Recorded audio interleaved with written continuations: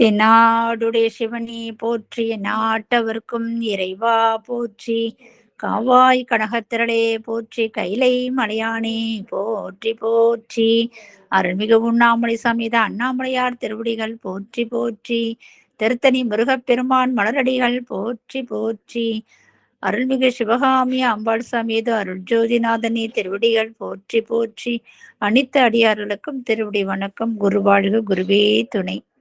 தெளிவு குருவின் திருமேனி காண்டல், தெளிவு குருவின் திருநாமம் செப்பல், தெளிவு குருவின் திருவார்த்தை கேட்டல், தெளிவு குரு ஒரு சிந்தித்தல் தானே, தெளிவு குரு ஒரு சிந்தித்தல் தானே.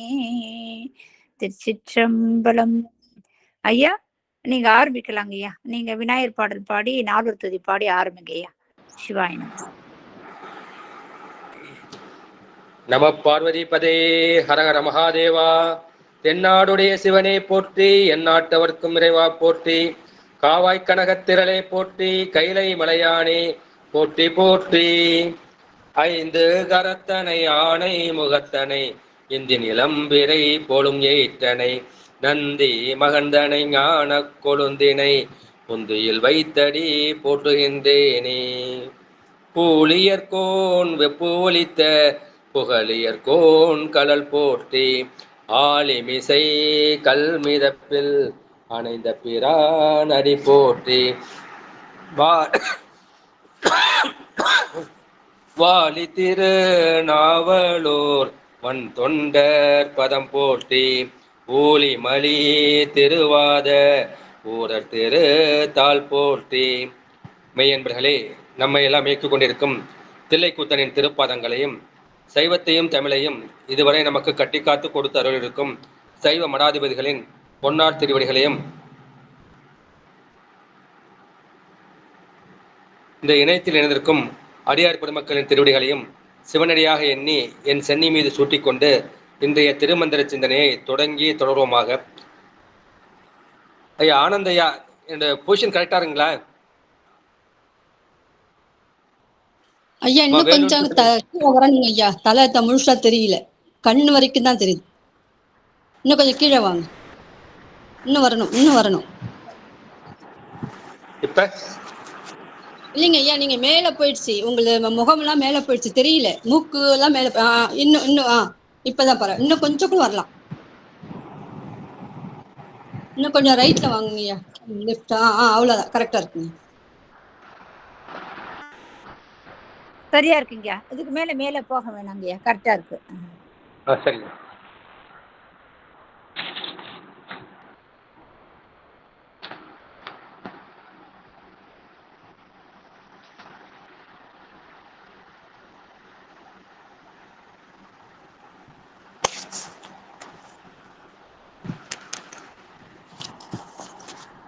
ஃபுல் ஸ்கிரீன் வைக்க முடியுமா பாருங்கய்யா. ஃபுல் ஸ்கிரீன் வைப்பீங்க இல்ல, அந்த மாதிரி வைக்க முடியுமான்னு பாருங்க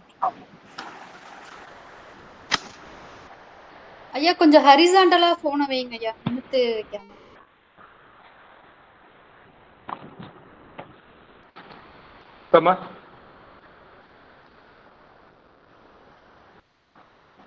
ஐயா தலைக்கீழ தெரியுதா? ஆட்டோ ரொட்டேட் எடுத்துட்டு ஹரிசாண்டலா வச்சு பாருங்க, இல்லைன்னா இப்படியே வச்சு.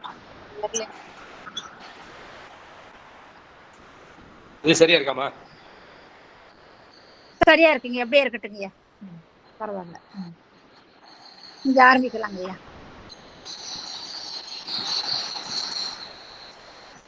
மெய்யன்பர்களே, இன்றைய திருமந்திர சிந்தனையில் நாம் வேத சிறப்பு என்ற தலைப்பை பற்றி சிந்திக்க இருக்கின்றோம்.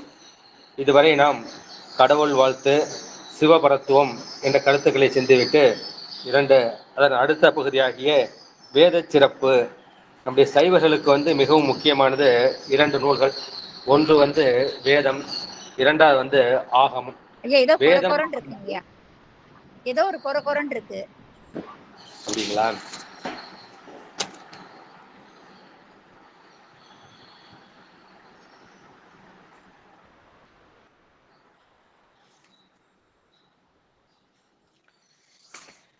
இன்னைக்கு லேப்டாப் பிரச்சனை. அதுல செல் இருந்து பேசுறேன். இப்ப குறவரப்பு குறைஞ்சிருக்காமா? இப்ப நல்லா கேக்குதுங்கய்யா. சரிங்கம்மா. சைவர்களுக்கு மிகவும் முக்கியமான நூல்கள் இரண்டுமே வந்து நம்முடைய சிவபெருமான் வந்து அருளி செய்தது. ஒன்று வந்து வேதம், இரண்டாவது வந்து ஆகமம். வேதம் என்று பொது நூலாக அது சொல்லப்படும். ஆகமம் வந்து சைவர்களுக்கு சிறப்பு நூலாக சொல்லப்படும். முதல் பாடலுக்குள் நாம் செல்லலாம். வேதத்தை விட்டு அறம் இல்லை, வேதத்தின் ஓதத்தகும் அறம் எல்லாம் உளதற்க வாதத்தை விட்டு மதிஞர் வளமுற்ற வேதத்தை ஓதியே வீடு பெற்றார்களே என்று சொல்கின்றார்கள். இந்த பத உரையை வந்து பார்க்கலாம்.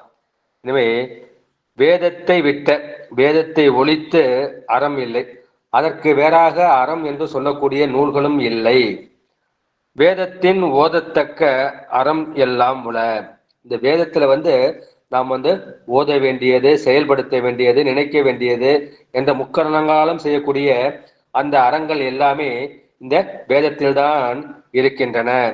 உல தர்க்க வாதத்தை விட்டு மனசு என்ன செய்யும்? தர்க்கத்தை தான் நேடும். மனசு எப்பவுமே லாஜிக்கா ஏதாவது இருக்கான்னு யோசனை பண்ணும்.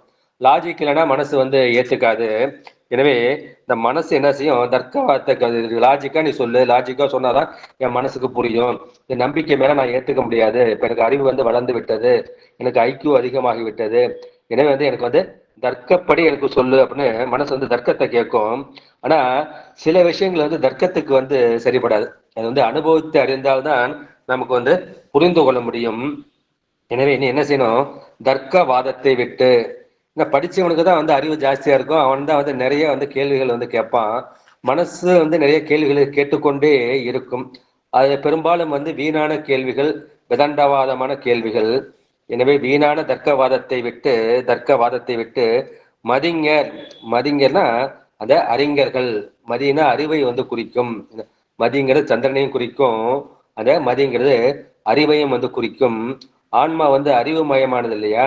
அந்த அறிவை வந்து அடைந்தவர்கள் தான் அறிஞர்கள். எனவே அறிஞர்கள் என்ன செய்கின்றார்கள்னா, அந்த வளமுற்ற வேதத்தை உடைய, எனக்கு வந்து தர்க்கவாதம் வேண்டாம், எனக்கு வந்து சிவபெருமான் தான் இந்த வேதத்தை கொடுத்தாருங்கிற எனக்கு நம்பிக்கை இருக்கு. இதெல்லாம் நான் என்ன பண்றேன்? இந்த தர்க்கத்தை விட்டுட்டு நான் அந்த வேதத்தை ஓதியே நான் வந்து வீடு பேறு பெற்றோம். ஏன்னா வீடு பேற்றை பெறக்கூடிய அளவிற்கு அதில் நிறைய சம்பந்தங்கள் வந்து இருக்கின்றன. இந்த வேதத்தில் வந்து நிறைய சம்பந்தங்கள் வந்து இருக்கின்றன. வேதத்தை ஓதியே வீடு பெற்றார்களே. இப்ப நம்ம பார்த்தோம், உருத்திர பசுபதி நாயனார். அவர் வந்து என்ன செஞ்சார்? அவர் வந்து அந்த ஸ்ரீ ருத்ரம் என்று சொல்லக்கூடிய அந்த ஒரே ஒரு ருத்ர மந்திரத்தை மட்டும் கழுத்தளவு நீரில் நின்று கொண்டு அவர் என்ன செஞ்சார்? ஜபித்து பெருமானிடம் வீடு பெற்று பெற்றார். இது வந்து திருத்தலையூரில் வந்து நடந்தது. தர்க்கத்தை எதுவும் கேட்கல. இந்த ரிக், யஜுர், சாம, அதர்வண வேதம் என்று சொல்லக்கூடிய 4 வேதங்கள்ல அந்த 4 வேதங்கள் யஜுர்வேதம். அந்த யஜுர்வேதத்தில் நடுவாக உள்ளது வந்து நம்முடைய ருத்ர மந்திரம். எனவே அந்த ருத்ர மந்திரத்தை ஜெபம் செய்து அதில் ஒன்றின் மூலமாகவே அவர் என்ன செய்கிறார்? வீடு பேறு பெற்றார். அதே மாதிரி இந்த முருகநாயனர் அவர் என்ன செய்தார்? அந்த மலர்த்தொண்டு செய்து பெருமானின் திருவடியை வந்து சேர்ந்தார். இந்த சாக்கிய நாயனர் என்ன செய்தார்? தன்னுடைய வேடத்தை கூட அவர் வந்து மாற்றிக்கொள்ளவில்லை.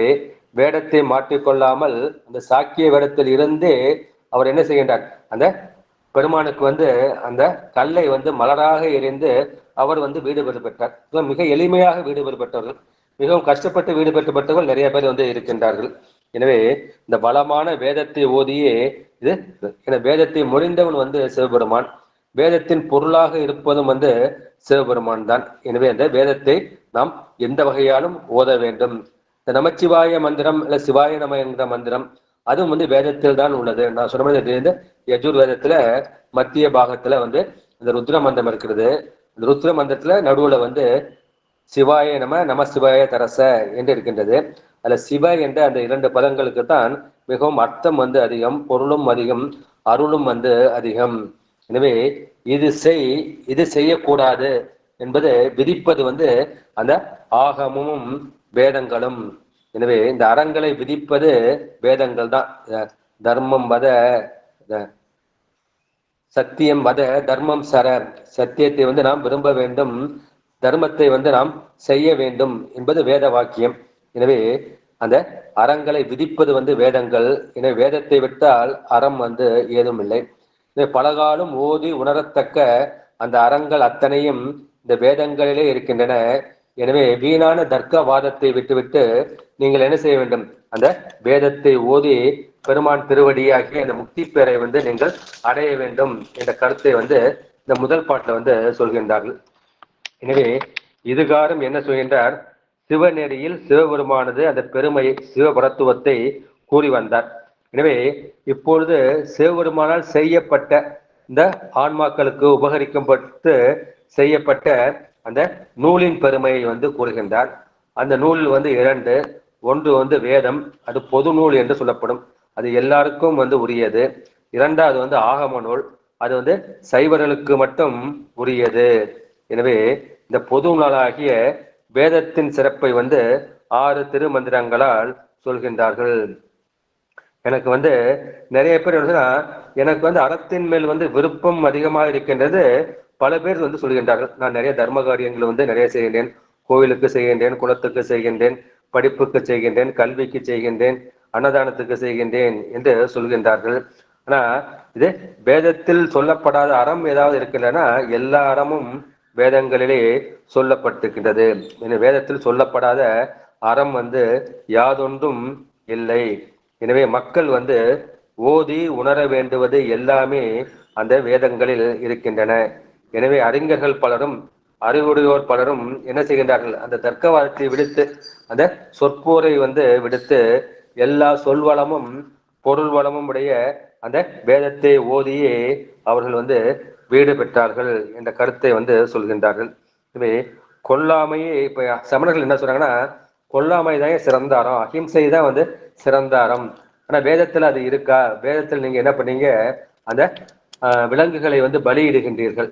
எனவே அந்த கொல்லாமையே சிறந்த அறம், அது வந்து வேதத்தில் இல்லை என்று புத்தர்களும் சமணர்களும் வந்து சொல்கின்றார்கள். அதற்கு பதில் கூறுவதாக இந்த மந்திரம் வந்து அமைக்கப்பட்டுள்ளது. வேதத்தில் வந்து ஊன் வேள்வி உண்டு. ஆடு, மாடு, கோழி, இந்த மாதிரி எருமை, குதிரை, யானை இதெல்லாம் வந்து பலியாக போடுவது வந்து உண்டு. அதனுடைய அர்த்தம் வந்து வேறு. அது ஊன் வேள்வி வந்து கூறப்பட்டிருக்கின்றது. எனவே இந்த வேதம் வந்து பொது நூல்னு சொன்னோம். அந்த பொது நூல் வந்து பல்வேறு தரத்தாருக்கும், ஏற்கனவே சொன்ன மாதிரி அந்த அந்தனர், சத்திரியர், வைசியர், சூத்திரர் என்ற எல்லோருக்கும் வந்து உரியது.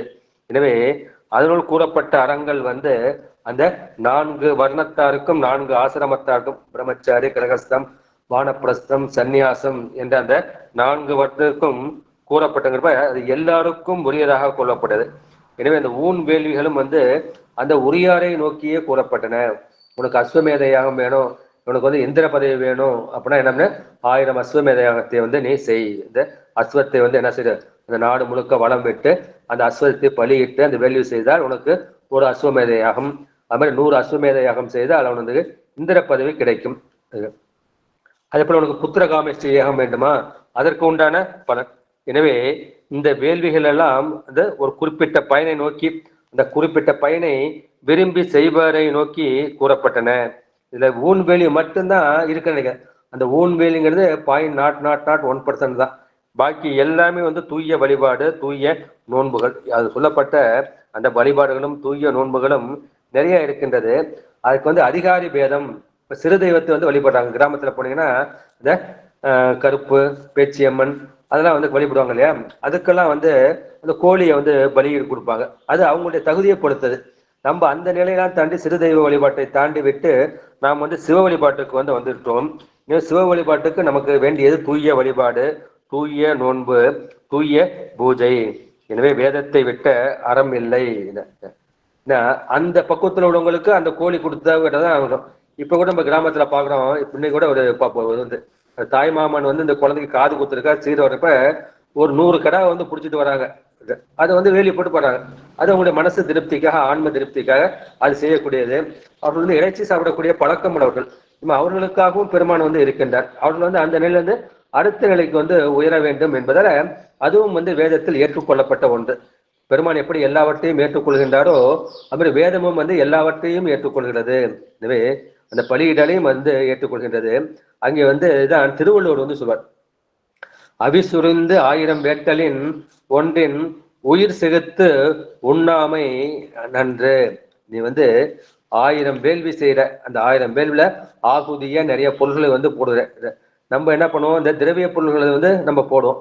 அவர்கள் வந்து என்ன செய்வார்கள், இந்த மாம்சத்தையே போடுவார்கள்.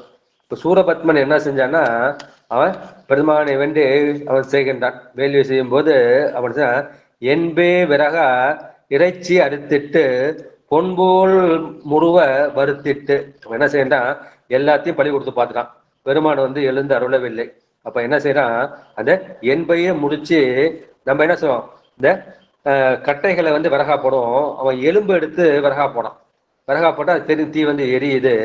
அதுக்கப்புறம் என்ன பண்றான், இறைச்சி அரித்துட்டு தன்னை உடம்புல அந்த சதையே வந்து அரித்து அதை வந்து ஆவியாக கொடுக்கின்றான். அப்போது பெருமான் வந்து வரவில்லை. அதுக்கப்புறம் என்ன பண்றான், அவனே வந்து அந்த வேலி குண்டத்தில் வந்து தன்னையே ஆகுதி செய்து கொள்கின்றான். அப்போது வந்து பெருமான் என்ன வரவில்லை. அதுக்கப்புறம் என்ன, அவன் தம்பி சிங்க மகாசன்ல அவன் கேட்கிறான், பெருமானே நீங்கள் எழுந்தருள வேண்டும் சொன்ன பெருமான் வந்து எழுந்தருகின்ற. எழுந்தருளி உங்கள்கிட்ட என்ன சிங்கமாட்ட கேட்டான், உனக்கு என்ன வேணும், ஏன்னா அவன் செய்த வேள்வி எனக்கு வந்து உகப்பாக இல்லை, எனவே நான் வரவில்லை. நீ வந்து அன்போடு வேண்டினாய், உனக்கு என்ன வேணும்னா, இந்த பையன் என்ன கேட்கறான், என் அண்ணன் வந்து உயிரோட வரணும், சூரபத்மன் வந்து எனக்கு உயிரோட வேண்டும். அவன் உயிரோட கூட வந்தோடனே அப்ப என்ன இருக்கிறான், எனக்கு வந்து இந்த 1008 அண்டங்கள் வந்து 108 யுகங்கள் வந்து ஆள வேண்டும். எனக்கு வந்து உன்னை தவிர வேற யாராலும், உன்னுடைய அம்சத்தை தவிர வேற யாரும் எனக்கு இறப்பு தரக்கூடாது என்ற வேள்வி வந்து வேண்டுவான். இதெல்லாம் கந்தபுராணத்துல வந்து சொல்லும். எனவே அதுல வந்து அசுர வேள்வி, நர வேள்வி, அந்தனர் வேள்வி என்ற பல பாகுபாடுகள் வந்து இருக்கின்றன. எனவே அந்த ஒரு பகுதியை மட்டும் புரிந்து கொண்டு இவர்கள் வந்து என்ன மாமிசங்களை பலியிடுகின்றார்கள், விலங்குகளை வந்து பலியிடுகின்றார்கள். இது ஒண்ணுக்கும் ஒரு பயன் வந்து உண்டு. எனவே உயிர் அறிவு உயர்ந்தவர்கள் என்ன செய்வார்கள், அந்த உயிர் செலுத்து உண்ணாமை நன்று. எனவே நீ 1000 வேள்வி செய்வதை விட ஒரு உயிரை கொல்லாமல் இருப்பது நன்று. அதுதான் புத்தர் வந்து அந்த காலத்துல வலியுறுத்தி என்ன செய்தார், நம்முடைய சைவ சமயத்தை தாழ்த்தி புத்த சமயத்தை வந்து அவர் ஓங்க வைத்தார். அதுக்கு முக்கியமான காரணம் வந்து அந்த காலத்துல அரசர்களும் சரி அந்தனர்களும் சரி இந்த ஊன் வேள்விகளை பெரிதும் வந்து செய்தார்கள். அந்த காலகட்டத்துக்கு தேவைப்பட்டதை பெருமான் வந்து புத்தரை வந்து தோற்று வைத்தார். அப்ப அந்த ஊன் வேள்விகளை வந்து குறைத்து அப்ப நல்ல அறிவு வேள்விகளை வந்து அதிகமாக செய்தார்கள். எனவே சிலருக்கு வந்து கடவுள் உணர்ச்சி வந்து இதுபட்டுதான் வரும். எப்ப வந்து இந்த வருஷம் காது குத்துறது, இந்த குலதெய்வத்துக்கு வழிபாடு பண்றது, அப்பதான் அவனுக்கு தெய்வம் இருப்பதே தெரியும். அவர்களுக்கு அந்த மாதிரி வழிபாடு வந்து உரியதாகும். எனவே புத்த சமயமும் சமண சமயம் என்ன செய்து, அதுக்கு வந்து கடவுள் கொள்கை வந்து கிடையாது, ஆன்மாவும் கிடையாது, கடவுளும் கிடையாது. ஆனா வினை கொள்கை வந்து உண்டு. ஒரு வினைக்கு வந்து ஒரு பயன் உண்டு. அந்த வினை வந்து தானே பயன் தரும் என்று அந்த புத்த சமணர்களும் சமண சமணர்களும் செய்வார்கள். எப்படி நீ ஒரு கண்ணுக்குட்டியை அவுத்து விட்டா எப்படி தாய்ப்பத்துக்கிட்ட போகுதோ, அதே மாதிரி இந்த வௌவால் இருக்குல்ல, ஆயிரக்கணக்கான வௌவால்கள் வந்து மண்டபம் தொங்கிட்டு இருக்கும். அந்த குட்டி வௌவால் என்ன செய்யும், எது தன்னுடைய தாய் வௌவால் என்று சென்று அதனிடம் வந்து பால் அருந்தும். அது போல வினை என்ன செய்யும், தானே வந்து சென்று அந்த உயிர்களை வந்து சேரும் என்ற கொள்கை வந்து அவர்களுக்கு உண்டு. நமக்கு என்ன, நம்ம சாக்கிய நாயனால் வந்து பார்த்தோம், என்ன செய்வினையும் ஒரு வினைன்னு ஒன்று இருக்குது. மனசாலோ வாக்காலோ செயலாலோ ஒரு வினை வந்து செய்கிறோம். அதை செய்பவன் வந்து ஒருத்தர் இருக்க வேண்டும், செய்பவனாகிய ஒரு ஆன்மா வந்து இருக்க வேண்டும். இந்த உயிர் பொருள் தான் என்ன சொல்ற வினை வந்து செய்யப்படும். அந்த உயிர் பொருளுக்கு தான் நமக்கு என்ன செய்ய, அந்த உடல் மனம் வாக்கு மூணுமே இருக்கின்றது. அந்த 3 கரணங்களாலும் நாம் வந்து வினை செய்கின்றோம். தெரிந்தோ தெரியாமலோ அறிந்தோ அறியாமலோ நாம் வினைகளை செய்து கொண்டே இருக்கின்றோம். எனவே செய்வினை இருக்கின்றது, அதை செய்பவனாகிய ஆன்மா வந்து கொண்டு இருக்கின்றது. அதற்கு ஒரு பயன் இருக்கின்றது. இது மூணுமே வந்து புத்த சமயம் சமண சமயம் மற்ற வினை கொள்கையை ஏற்றுக்கொள்கின்ற எல்லா சமயங்களும் இருக்கின்றது. ஆனா நம்முடைய சைவ சமயம் என்ன செய்கின்றது, அங்க வந்து கடவுளை வந்து கொண்டு வருகிறது, சிவனை வந்து கொண்டு வருகிறது. இந்த வினைங்கிறது ஜடம்யா. இந்த ஜடப்பொருள் வந்து எப்படி போய் ஒரு உயிர் பொருளை போய் சேர முடியும்? நீங்க சொல்றீங்க பசுமாடு சொல்றீங்க, பசுங்கன்று சொல்றீங்க, வௌவால் சொல்றீங்க, அதெல்லாம் சரிதான். ஆனா அதெல்லாம் உயிர் பொருள், அதுக்கு வந்து அறிவு இருக்கு. ஆனா வினைக்கு என்ன செய்து, வினை வந்து ஜடம், அதுக்கு வந்து அறிவு கிடையாது. எனவே அந்த வினைக்கு உண்டான பயனை வந்து இறைவன் தான் ஊட்ட வேண்டும். அதன் சேர்ப்பானும் என்ற 4வது கொள்கை வந்து இந்த சாக்கிய நாயனார் புராணத்துல வந்து பார்க்கிறோம். ஏன்னா இந்த வினையை வந்து சேர்ப்பவன் வந்து அந்த பெருமான் தான். ஏன் சேர்க்கின்றான்? அந்த நல்வினை தீவினைகளை அவை அனுபவித்து அதன் மூலமாக அவை என்ன செய்ய வேண்டும் என்றால் அவை அந்த பக்குவப்பட வேண்டும் என்ற அந்த கருத்தை வந்து இந்த இடத்துல வந்து அவர் சொல்கின்றார். இந்த கருத்தை வந்து இந்த இடத்துல வந்து நம்ம வந்து பார்க்கிறோம்.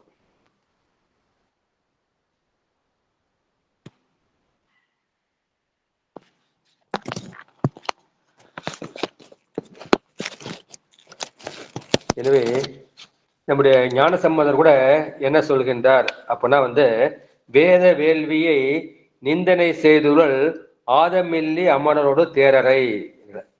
அந்த ஆலவாய் பதிகத்துல அந்த பாட்டு வந்து வரும். அவர்கள் வந்து வேத வேள்வி வந்து நிந்தனை வந்து செய்கின்றார்கள். அந்த அமனரையும் தேரரையும் நான் அழிக்க வேண்டும் என்ற கருத்தை வந்து சொல்கின்றார்கள். அவர்கள் சொல்லுவது வந்துன்னா வாயால சொல்றாங்களே ஒழிய அவங்க மனசால ஏத்துக்கல, செயலால என்ன செய்யணும் அந்த கொலையை வந்து செய்கின்றார்கள். எனவே கொல்லாமை மறந்துரையும் அமன் சமயம் என அப்பர் பெருமானை வந்து அவர்கள் கொல்ல வேண்டும் என்று விருப்பப்படுகிறார்கள். அதற்கான முயற்சிகளையும் வந்து செல்கின்றார்கள். பெருமான் வந்து நம்முடைய அப்பர் பெருமானை வந்து காப்பாற்றுகின்றார். எனவே கடவுள் வழிபாடு என்பது அந்த உயிர்கொலியோடு கூடாது நிற்றலே சிறப்பு. அது கூடினும் ஓகே. கடவுள் வழிபாடு செய்யப்படாது, நீங்க கடவுள் வழிபாடு செய்யறதும் பரவாயில்ல, நீங்க வந்து உயிர்கொலை செய்யக்கூடாது என்பது அவருடைய கருத்து. சைவ சமயத்தின் கருத்துனா கடவுள் வழிபாடோடு உயிர் கொல்லாமை அந்த அகிம்சையும் வேண்டும் என்பது நம்முடைய கருத்து. அவங்க என்ன செய்யறாங்க, கடவுள் வழிபாட்டை வந்து ஒழித்து விடுகிறார்கள். சமணர்களும் அந்த புத்தர்களும் நம்முடைய என்ன செய்யறோம், நம்முடைய பெருமான் வழிபாட்டை நாம் ஏற்றுக்கொள்கிறோம். சிறு தெய்வங்கள் இருக்கின்றன, பல வகையான தெய்வங்கள் இருக்கின்றன, அதற்குடைய போனங்கள் இருக்கின்றன, அதற்குண்டான அந்த ஆகுதிகள் வந்து இருக்கின்றன. எனவே அதில் வந்து யாரையும் வந்து சொல்கின்றார்கள், அந்தனர் நூற்கும் அறத்திற்கும் ஆதியாய் நின்றது மன்னவன் கோல். இந்த அந்தனர் செய்யக்கூடிய அந்த வேள்விக்கும் அறத்திற்கும் ஆதியாக நிற்பது மன்னவனின் செங்கோல். அடுத்து என்ன செய்கின்றார்கள், ஆபயன் குன்றும் அறுதொழிலோல் நூல் மறப்பர் காவலன் காவான் எனின். காவலன் வந்து காக்காவிட்டால் ஆபயன் கொன்றும் அந்த பசுக்கள் கொடுக்கக்கூடிய அந்த பயன் வந்து குன்றி போய்விடும். அறுதொழிலோர் நூல் மறப்பர். அறுதொழிலோர் என்பது இந்த பிராமணர்களை வந்து குறிக்கும். ஓதல் ஓதுவித்தல், ஏதாவது ஞான நூல்களை ஓதல் ஓதுவித்தல், அப்புறம் வேட்டல் வேட்பித்தல். அவர்கள் தினசரி வந்து வேள்வி செய்வார். அந்த வீட்டிலேயே வந்து முத்தி வளர்ப்பார். கார்காபத்தியம் ஆகவனியம் தாட்சிணாக்கினியம். கார்காபத்தியம் வந்து வீட்டுக்காக செய்யக்கூடியது. கிருகம் தான் கார்கம்னு வரும். அப்புறம் ஆகவனியம் வந்து பெருமானை ஆகவனம் செய்து அவனுக்கு வழிபாடு செய்வது. தட்சிணாக்கினியம் வந்து நம்முடைய முன்னோர்கள் தென்புலத்தாருக்காக வழிபாடு செய்வது. அதை மூன்றையுமே அவர்கள் வீட்டில் செய்வார்கள். அது வேட்டல் வேட்பித்தல். நம்ம வீட்டில் வந்து ஒரு பூஜை செய்யணும், ஒரு யாகம் செய்யணும், அவர்கள் வந்து இந்த வேள்வி வந்து செய்வார்கள். அப்புறம் ஏதல் இடுதல் இடுதல் ஏற்றல் வேணா நம்மளுக்கு வந்து அந்த மாதிரி யாகம் செய்யறப்ப அவங்க பணம் கொடுப்பாங்க. அந்த பணத்தை என்ன செய்வார்கள், மற்றவர்கள் கொடுப்பார்கள். அது வந்து இடுதல். ஏற்றல்னா அவர்கள் யாகம் செய்வதற்காக பொருளை வந்து பெற்றுக்கொள்வது ஆகிய அறுவகை தொழில். ஓதல் ஓதுவித்தல் வேட்டல் வேட்பித்தல் இடுதல் ஏற்றல் என்ற அந்த ஆரையும் செய்யக்கூடிய அந்த அந்தணர்கள் வந்து காவலன் காக்காவிட்டால் என்ன செய்வார்கள், அவர்கள் நூல் மறப்பார்கள் ஆபயனும் குன்றும். எனவே வேதத்தில் எல்லா அறமும் உள்ளது. வேதம் வந்து அறத்தை கூடிய பொது நூல் என்ற கருத்தை சொல்லிவிட்டு இரண்டாவது பாடலுக்கு செல்லாம். வேதம் முறைத்தானும் வேதியனாகிலன் வேதம் முறைத்தானும் வேதா விளங்கிட வேதம் முறைத்தானும் வேதியர் வேள்விக்கா வேதம் முறைத்தானும் மெய்ப்பொருள் காட்டாவே. வேதம் உரைத்தான், வேதத்தை எப்பொழுதும் ஓதுபவன் யார்? இந்த பிரம்மன் தானே அந்த வாக்குக்கு தெய்வம். எனவே அவன் வேதத்தை எப்பொழுதும் ஓதிக்கொண்டே இருக்கின்றான். எனவே வேதத்தை உரைத்தவன் வந்து அந்த பிரம்மான். அவன் வந்து வேதியன் ஆகிலன், அவன் வந்து வேதத்தை செய்யவில்லை. ஏனென்றால் வேதத்தை செய்தது வந்து நம்முடைய சிவபெருமான். வேதம் உரைத்தானும் வேதா விளங்கிட. எனவே அந்த வேதத்தை செய்தது வந்து சிவபெருமான். அதை பிரம்மன் வந்து அதை ஓதி அறிவு விளங்க பெற்றான். வேதா விளங்கிட, வேதா என்பது பிரம்மனை வந்து குறிக்கும். வேதம் உரைத்தானும் வேதியர் வேள்விக்கா. பிரம்மான் வந்து வேதத்தை உரைத்தது, அந்த பிரம்மனும் அறிவு விளக்கம் பெற வேண்டும். அவன் அதை ஓதியே அறிவு விளக்கம் பெற வேண்டும். வேதம் உரைத்தானும் வேதியர் வேள்விக்கா. கண்மத்துல வந்து ஈடுபாடு உடையவர்கள், வேள்விகளில் வந்து ஈடுபாடு உடையவர்கள் நிறைய பேர் வந்து இருப்பார்கள். எனவே அந்த கண்ம வேள்விகளில் விருப்பம் உடையவர்க்கு வேள்விகளை உளது ஆக்கும் பொருட்டு வேதம் உரைத்தானும் மெய்ப்பொருள் காட்டவே. இறுதி பயன் என்ன என்றால் அந்த மெய்யுணர்வு பெற வேண்டும், அந்த சிவ உணர்வு பெற வேண்டும் என்ற அதற்காக அந்த மெய்ப்பொருளை உணர்தல் பொருட்டு பெருமான் வந்து அந்த வேதத்தை வந்து ஓதினான், வேதத்தை வந்து படைத்தான். பிரம்மன் வந்து வேதத்தை ஓதிதான் அவனுக்கு வந்து அறிவு விளங்கப்பெறும். எனவே அவன் என்ன செய்கின்றான், இடையறாது அதனை ஓதி கொண்டே இருக்கின்றான். அதான் வந்து அவன் வேதம் உரைத்தான் தான், அவன் வந்து வேதத்தை படைத்தவன் வந்து கிடையாது. எனவே வேதத்தை ஓதியதால் அவனது அறிவு வந்து விளங்கப்பெறுகின்றது. அவனால் வேதத்தை வந்து செய்ய முடியாது. வேதத்தை செய்யக்கூடிய தகுதி வந்து நம்முடைய சிவபெருமானுக்குத்தான் இருக்கும். எனவே வேதம் உரைத்தானும் வேதா விளங்கிட, அந்த சிவபெருமான் தான் வேதத்தை உரைத்தவன். அவன் வந்து வேதா விளங்கிட அந்த பிரம்மனுக்கு வந்து அறிவு விளக்கம் செய்யும் பொருட்டு. வேதம் உரைத்தானும் வேதியர் வேள்விக்கா. சரி, பிரம்மனுக்கு அறிவு விளங்கிடுச்சு, அது மட்டும் போதுமா? மற்றவர்களுக்கும் அறிவு விளங்க வேண்டும் இல்லையா? எனவே அந்த அந்தணர்களாக பிறந்தவர்கள் வந்து வேள்விகளை செய்ய வேண்டும். எனவே அந்த வேள்விகளை செய்வதற்காகவும் பெருமான் வந்து அந்த வேதத்தை உரைத்தான். வேதத்திலிருந்து கர்ம காண்டம் ஞான காண்டம் என்று இருக்கின்றது. அந்த கர்ம காண்டத்தில் தான் இந்த வேள்விகளை வந்து எப்படி செய்வது என்ற கருத்து வந்து சொல்லப்பட்டிருக்கின்றது. ஞான காண்டம் வந்து பெருமான் திருவடியை எப்படி அடைவது. அந்த ஞான காண்டம் வந்து அதை வேத உபனிஷத், வேத சிரஸ் என்று சொல்லப்படும், வேத முடிவு என்று சொல்லப்படும். எனவே அந்த ஞானிகளுக்காக பெருமான் வந்து ஞான காண்டத்தை கொடுத்தார். இந்த கர்மகாண்டிகளுக்காக பெருமான் வந்து இந்த கர்ம காண்டத்தை வந்து கொடுத்தார். அதை பூர்வ மீமாம்சை உத்தர மீமாம்சை என்று வேதத்தில் வந்து சொல்லப்படும். அந்த பூர்வ மீமாம்சை செய்தவர்கள் தான் நம்முடைய தார்காவனத்து முனிவர்கள். அவர்களுக்கு வந்து ஒரு வேள்வி செஞ்சாலே போதும், அதுக்கு உண்டான பயன் இருக்கு. உனக்கு குழந்தை இல்லையா, அந்த வேள்வி செய்யணும், உனக்கு குழந்தை வந்து கிடைக்குது. உனக்கு வந்து அரச பதவி வேணுமா, உனக்கு வேள்வி செய்யணும், உனக்கு அரச பதவி கிடைக்குது. அப்ப என்ன செய்ய, அந்த கர்மமே வந்து உனக்கு பயன் கொடுக்குது. அப்புறம் எதுக்கு உனக்கு வேணும்ட்டு அந்த கர்மத்திலேயே வந்து அவர்கள் தலை நிற்கின்றார்கள். கர்மத்தை தாண்டி ஞானத்துக்கு போக வேண்டும் என்றுதான் பெருமான் வந்து இந்த பிச்சார ரூபத்திலும் திருமால் வந்து என்ன செய்கின்றார், அவர் வந்து மோகினி ரூபத்திலும் வந்து அவர்களுக்கு அறிவை வந்து விளக்கம் செய்கின்றார்கள். எனவே பெருமான் வந்து வேதத்தை செய்தவன் என்று ஒரு மதம் சொல்கின்றது. அந்த மதத்துக்கு பேர் வந்து ஐரண்ய கற்ப மதம். ஐரண்ய கற்ப மதங்கிறது அங்க பிரம்மா தான் முதல் கடவுள் என்று வழிபடக்கூடியது. விஷ்ணுவை வழிபடக்கூடியது வைஷ்ணவன்னு சொன்ன மாதிரி பிரம்ம வழிபாடும் ஒரு காலத்தில் இருக்கின்றது.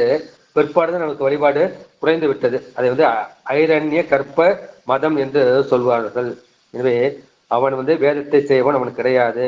எனவே வேதம் செய்தவன் சிவபெருமான். வேதத்தின் பயன் வந்து அந்த பிரம்மனுக்கு வந்து அறிவு விளங்க வேண்டும். அதுக்கான அவன் அந்த வேதியர் வேள்விக்காக வேண்டும். மக்கள் வந்து அந்த மெய்ப்பொருளை வந்து பெற வேண்டும். எனவே அந்த மீமாம்சர்கள் என்ற தார்காவனத்து முனிவர்களின் அந்த கொள்கை வந்து இந்த பாட்டில் வந்து நம்முடைய திருமல தேவநாயர் வந்து விளக்குகின்றார்கள். பத உரை வந்து சுருக்கமா பார்த்தலாம். வேதம் உரைத்தானும், வேதங்களை சொல்பவன் எல்லோரும் வேதியன் ஆகிலன், அவர்கள் எல்லாம் வேதியர்கள் ஆக மாட்டார்கள். வேதம் உரைத்தானும் வேதா விளங்கிட. எனவே இந்த பிரம்மன் வந்து விளங்கவும், அவனுடைய அறிவு வந்து விளங்கவும், வேதியர் வேள்விக்காகவும், அந்த வேதியர்கள் செய்யக்கூடிய அந்த யாகங்களாகவும், மெய்ப்பொருள் காட்டவும், அந்த உண்மை பொருளை மெய்ப்பொருளை சிவஞான பொருளை காட்டவும் பெருமான் வந்து அந்த வேதத்தை உரைத்தான். எனவே வேதத்தை உரைப்பவன் வந்து வேதியன், வேதத்தை செய்தவன் வந்து நம்முடைய பெருமான். அந்த பெருமான் தான் மெய்ப்பொருள். இனிமே அவன்தான் எல்லாமாக இருக்கின்றான். இது வந்து பொருள் உணர்ந்து ஓதாமல் ஒளி கூட்டமாக ஓதுபவர்கள் எல்லாம் வேதியர்கள் ஆக மாட்டார்கள். எனவே வேதம் உரைத்தது பெருமான் எதற்காக உரைத்தார் என்றால் அந்த ஒழுக்க நிலையிலிருந்து இந்த உலகம் வந்து விளங்க வேண்டும், அந்த உண்மை பொருளை வந்து காண வேண்டும். உலக பொருளை மட்டும் பார்த்தால் போதாது, உண்மை பொருளையும் காண வேண்டும். அதற்காக அந்த வேலைகளையும் செய்ய வேண்டும் என்பதுதான் இந்த பாடலின் வந்து கருத்து. இந்த மெய்ப்பொருள் என்பது சிவஞானத்தை வந்து குறிக்கும். இதனுடைய சுந்தர பெருமான் சொல், பொன்னும் மெய்ப்பொருளும் தருவானை, போகமும் திருவும் புணர்ப்பானை. பொண்ணுங்கிறது உலக பொண்ணை குறிக்கும், மெய்ப்பொருளுங்கிறது சிவஞானத்தை வந்து குறிக்கும். நம்முடைய சுந்தர பெருமான என்ன செய்யறாரு, எனக்கு வந்து உலகத்துக்காக பொண்ணும் வேண்டும், அம்மறுமைக்காக எனக்கு என்ன செய்யலாம், மெய்ப்பொருளும் வேண்டும், அதை தரக்கூடியவன் சிவன் என்று சொல்கின்றார்கள். எனவே அந்த வேதத்தை பெருமான் விளங்கிட உரைத்தான், எல்லா உயிர்களும் அறிந்து கொள்ளும்படி விளக்கமாக உரைத்தான், வேள்விக்காக உரைத்தான், அதை காட்டுவதற்காக உரைத்தான், மெய்ப்பொருளை உணர்த்துவதற்காக உரைத்தான் என்ற கருத்தை இந்த பாட்டில் சொல்லியிருக்கின்றார். அடுத்து 3வது பாடல். இருக்குருவாம் இயலில் வேதத்தின் உள்ளே உருக்குணர்வாய் உணர் வேதத்தில் ஓங்கி வெறுக்குருவாகிய வேதியர் சொல்லும் கருக்குருவாய் நின்ற கண்ணனும் மாமே. இருக்கு உருவாம் இயலில் வேதத்தின் உள்ளே உருக்கு உணர்வாய் உணர் வேதத்தில் உள்ளே. அந்த வேதத்தை அவர்கள் அந்த சந்தத்தோடு பாடினார்கள்னா நம்முடைய மனசு உருகும். இந்த வேள்வி மண்டபத்தில் போய் நம்ம உட்காந்து கண்ணை மூடிட்டு உட்காந்து அந்த வேதியர்கள் சொல்லக்கூடிய அந்த ஏகாதச ருத்ர மந்திரம் என்ற அந்த ருத்ரத்தை நம்ம காதால கேட்டாலே போதும், மனசு உருகும். அந்த உணர்வு உருகும். இந்த கல்லா மனமும் கசிந்து உணர்கும். இதுதான் உருக்கு உணர்வாய் உணர் வேதத்துள். எனவே மந்திர வடிவமான எழில் வேதம்னா அழகான வேதம். மந்திர வடிவான அழகிய வேதத்துள் மனத்தை உருக்கும் உணர்ச்சி வடிவாக அந்த உணரப்படுகின்ற வேதத்துள் ஓங்கி, அந்த 4 மரங்கள் ரிக், யஜு, சாம, அதர்வணம் என்ற அந்த 4 வேதத்தில் ஓங்கி வெறுக்குருவாகிய வேதியர் சொல்லும். அந்த வேதியர்கள்லாம் சிவப்பா இருப்பாங்க. அந்த சிவப்பு நிறம் பூனைக்கு உண்டான நிறம். பூனை பெரும்பாலும் சிவப்பா பொன்னிறத்துல இருக்கும். எனவே பூனை போன்ற வெறுக்குருனா அந்த பூனை போன்ற அழகிய உருவினையுடைய அந்த வேதியர்கள் சொல்லக்கூடிய கருக்குருவாய் என்ற கண்ணனும் ஆமே. அதுல கருப்பொருள் என்ன, அதுல மூலப்பொருள் என்ன, அந்த மூலக்குருவாக இருப்பது யாருன்னா அவன் கண்ணன். கண்ணன் கண்ண பெருமானை குறிக்காது. 3 கண்ணை உடைய நம்முடைய முக்கண் அப்பர்க்கு என்று நம்முடைய மாணிக்கவாசல். எனவே அந்த முக்கண்ணை உடைய பெருமான் தான் கண்ணன் என்று சொல்கின்றார்கள். இருக்கு உருவாம் எழில் வேதத்தின் உள்ளே. எனவே வேதம் மந்திரம் பிரமாணம் என்ற 2 பகுதிகளை உடையது. அவற்றுள் இருக்கு மந்திர வடிவானது. மந்திரம் எதற்காக? அந்த வேள்வியை செய்வதற்காக. வேள்விக்குரிய பொருள், அந்த வேள்வியை எப்படி செய்வது, அது எந்த தேவதைக்காக செய்வது என்று சொல்வது, அது இருக்குரு. அந்த இருக்கு வடிவான அந்த வேத மந்திரத்தின் வடிவை சொல்வது. அது அழகாக இருக்கும். அதை எழில் வேதம் என்று சொன்னார். உருக்கு உணர்வாய், அது காதால கேட்டாலும் சரி, மனசால சிந்திச்சாலும் சரி, அது மனத்தை உருக்கும். அது ஏன்னா அது கான ரூபமாக, இப்ப நம்ம எப்படி திருவாசகம்லாம் பாடுறோமோ அது மாதிரி இந்த வேதியர்கள் அதை ஒரு சந்தோஷோடு பாடுவார்கள். அதை கேட்டா என்ன செய்வோம், மனசு உருக்கும்.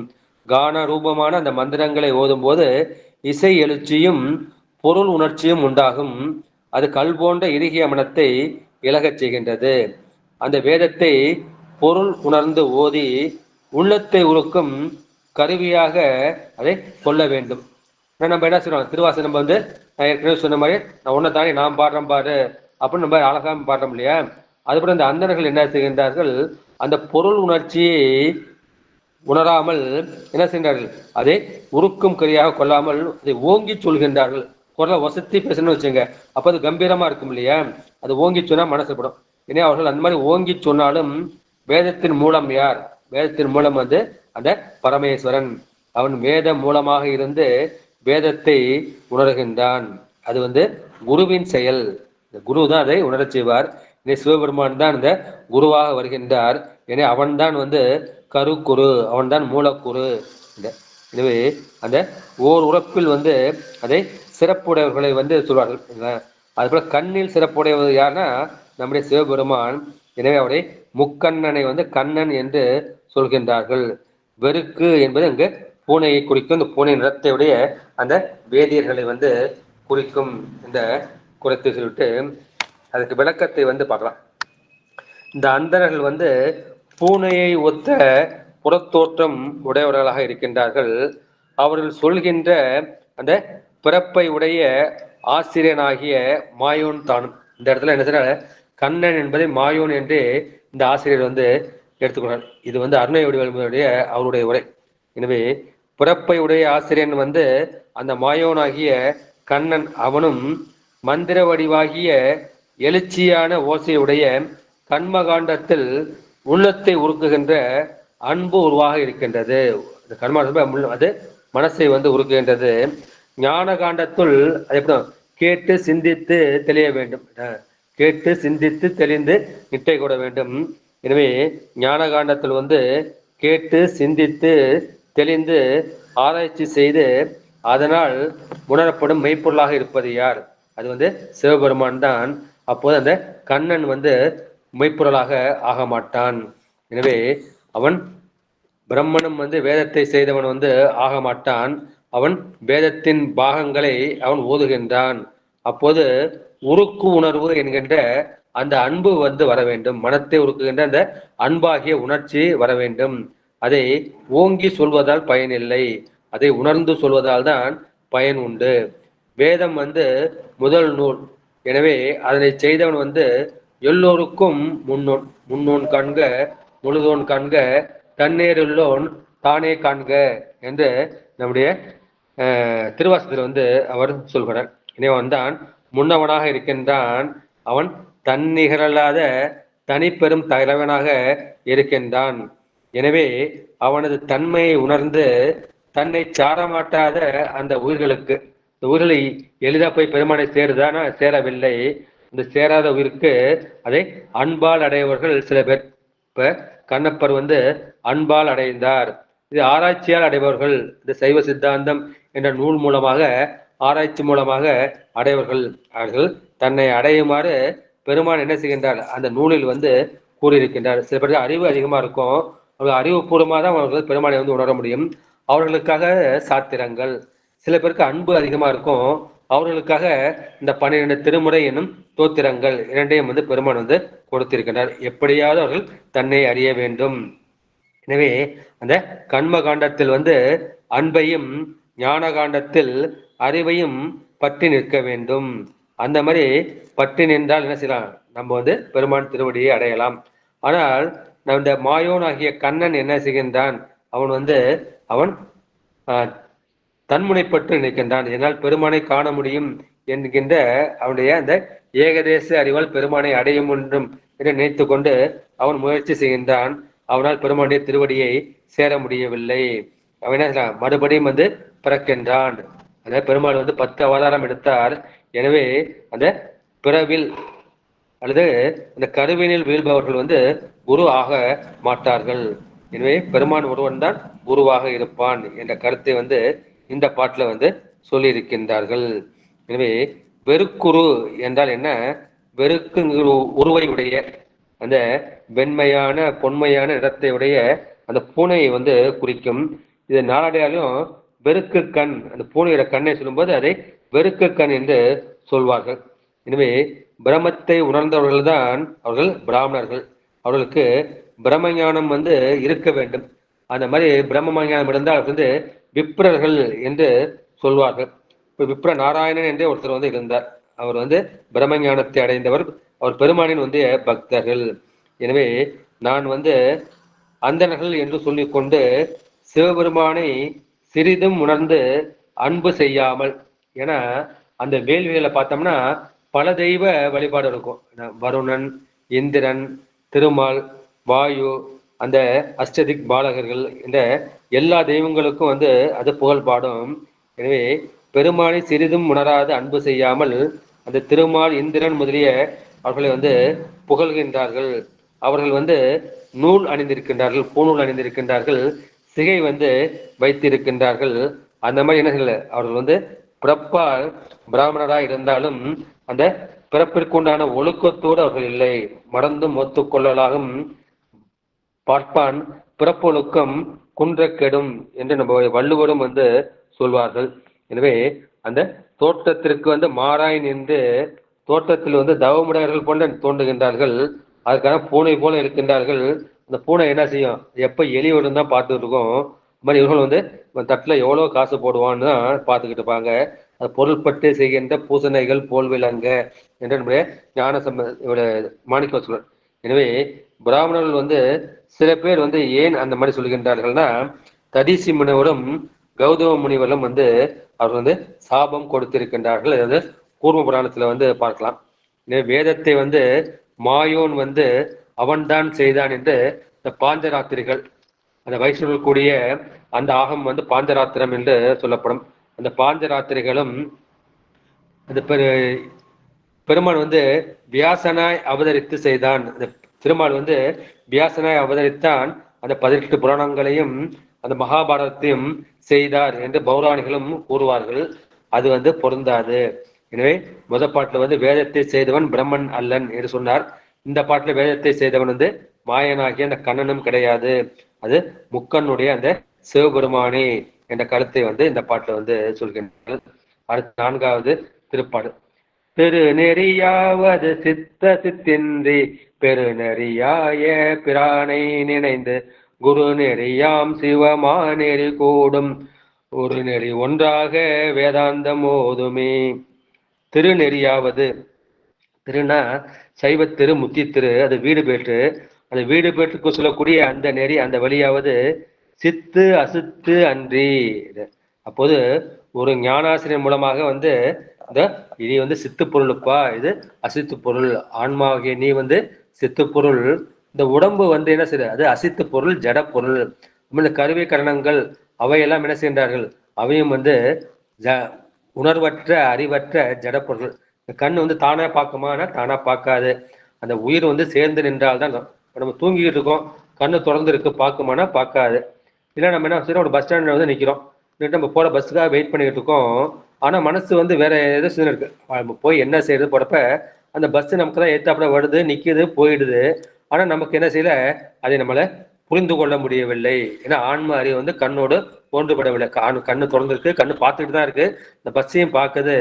ஆனா ஆன்ம அறிவு ஒன்றாதனால அந்த பஸ் போனதுக்கு ஆகா நம்ம போக வேண்டிய பஸ்ஸை விட்டுட்டோமேனு மனசுக்கு வந்து தோணுது. எனவே இதெல்லாம் ஜட பொருள்கள். எனவே இந்த ஞானாசிரியன் வந்து என்ன செய்வார், இது வந்து சித்து பொருள்பா, சித்து பொருள் வந்து சிவனும் உயிரும், இந்த 2 தான் வந்து சித்து பொருள். மற்ற அந்த தனு கரண போன போகங்கள் எல்லாம் அசித்து பொருள். எனவே என்ன சொன்ன, நிலையான சித்து பொருள் ஆகிய அந்த பெருமானை பற்றி கொள்ள வேண்டும். எனவே இந்த உலகம் வந்து சித்து அசித்து என்று இருதரப்பட்டு நிற்கும். எனவே நீ அசித்தை பற்றி கொள்ளாமல் அந்த பேரறிவு சித்தாகிய பெருமானை நீ பெற்றி கொள்ள வேண்டும். பெருமான் வந்து அதையும் தாண்டியவன், அவை அனைத்தையும் கடந்து நிற்பவன் அந்த சிவபெருமான். அவனையே நினைந்து பெருநெறியாய அந்த பிராணை நிறைந்து அந்த சிவபெருமான் அவன் ஒருவனையே நினைந்து குரு நெறியாம் சிவமானெறி கூடும். அவனையே நினைந்து நினைந்து சிவமாம் தன்மையை பெறுகின்ற அந்த ஒரு நெறி, அந்த ஒப்பற்ற நெறி ஒன்றாக அந்த வேதாந்தம் கூறும். வேதத்தின் அந்தமாகிய அந்த உபனிஷதங்கள் வந்து கூறும். எனவே வேதத்தை செய்பவன் வந்து சிவபெருமான். திரு என்பது அது சைவ திரு, முத்தி திரு, அது வீடு பெற்றை வந்து குறிக்கும். அதான் வந்து பொன்னும் மெய்ப்பொருளும் தருவானை பார்த்தா, இப்ப போகமும் திருவும் புணர்ப்பானை, உங்களுக்கு வேண்டிய போகப் பொருள்களையும் திருவாகிய அந்த வீட்டையும் புணர்ப்பானை. பின்னை என் பிழையை பொறுப்பானை, நான் நிறைய தப்பு செய்யறேன், என்ன அந்த பிழையெல்லாம் பெருமான் வந்து பொறுத்து கொள்கின்றார். பிழையெல்லாம் தவிர பணிப்பானை, மேற்கொண்டு நீ தப்பு செய்யக்கூடாதுப்பா அப்படின்னு வந்து உணர்த்துவிப்பான். எனவே பெருமான் வந்து அவன் வியாபக நிலையில் இருக்கின்றான். அந்த வியாபக நிலை தான் 2வது உள்ள அந்த பெருநெறி. பெருநெறி என்பது அதை வியாபக நெறியை, இந்த வியாபக நெறித்துள்ள அந்த பிராணை நினைந்து சிவபெருமானை நினைந்து குரு நெறியாம் சிவமானெறி கூடி, அந்த சிவபெருமானே நமக்கு குருவாக வந்து உணர்த்தினால்தான் இந்த ஆன்மா வந்து உணரும். அவன்தான் குருவாக வருகின்றான். குருவே சிவம் என கூறினன் நந்தி என்று இவரை வந்து சொல்கின்றார்கள். எனவே நமக்கு குருவாக உள்ளவர்கள் வந்து அந்த சிவமாம் தன்மை உடையவர்கள். எனவே குருவே சிவம் என்று சொல்வார்கள். அதுதான் வந்து குரு நெறி என்று சொல்லப்படுகின்றது. அந்த பிராணையே, அந்த சிவபெருமானையே ஒரு நெறியாக அந்த ஒன்றுபட்ட மனத்தோடு நாம் எப்பொழுதும் சிந்திக்க வேண்டும். எனவே திருநெறியாவது என்ன செய்கின்றார்கள், சிவமாம் நெறி கூடும் ஒரு நெறியே. அதுதான் வேதாந்தம் வந்து கூறுகின்றது. வேதாந்த தெளிவம் சைவ சித்தாந்தம். சைவ சித்தாந்தம் வந்து அதை தான் வந்து கூறுகின்றது. இதுல வந்து ஒரு அதர்வ உபனிஷத்துன்னு இருக்கு. அதுல என்ன செய்கின்றார், சிவ யோக, பெருமான் ஒருவன் தான். தியேயக சிவசங்கர சர்வமன்ய பரித்யஜ்யேதி, என்னது பெருமானை தவிர்த்து பாக்கியத்தெல்லாம் என்ன நீ விட்டுவிட வேண்டும். மாப் தார்த்தா வசிகா, இதுதான் வந்து அந்த பெருமானை அடையக்கூடிய வழி என்று அந்த அதர்வ சிக உபநிஷம் வந்து சொல்லும். எனவே சிவமாம் நெறியாகிய அந்த திருநெறியது அந்த இயல்பு வந்து இந்த பாட்டில் தொகுத்து உணர்த்தப்பட்டது என்ற கருத்தை வந்து இந்த பாட்டில் வந்து பார்க்குறோம். பார்த்துட்டு நம்ம அடுத்த பாடல்கள் வந்து சொல்லலாம். மொத்தம் வந்து 6 பாடல்கள் வந்து இருக்கின்றன. பார்த்துக்கலாம். அடுத்து பாடல் திருநெறியாவ அதான் பார்த்துட்டோம். இந்த திரண்ட கருத்து என்ன? இந்த திருநெறிதான் சிவநெறி, அதுதான் வேத உபநிஷத்துகள் முடிவாக கூறுகின்றன என்ற கருத்து சொல்கிறோம். திருநெறி என்றால் என்ன? அது வந்து உலகத்துல சித்து பொருள்னு ஒன்று இருக்கு, அசித்து பொருள்னு இருக்கு. அந்த இரண்டும் இன்றி அது என்ன செய்யலாம், சித்து அசித்தை தாண்டிய ஒருவன் இருக்கின்றான், அவன்தான் வந்து சிவபெருமான். எனவே எல்லா நெறிகளும் வந்து ஒன்று கூடுவதற்கு ஏற்றதானது அந்த பெருநெறி. அந்த பெருநெறி வந்து இறைவனை தியானித்து குருவால் வந்து உணர்த்தப்பெறும்.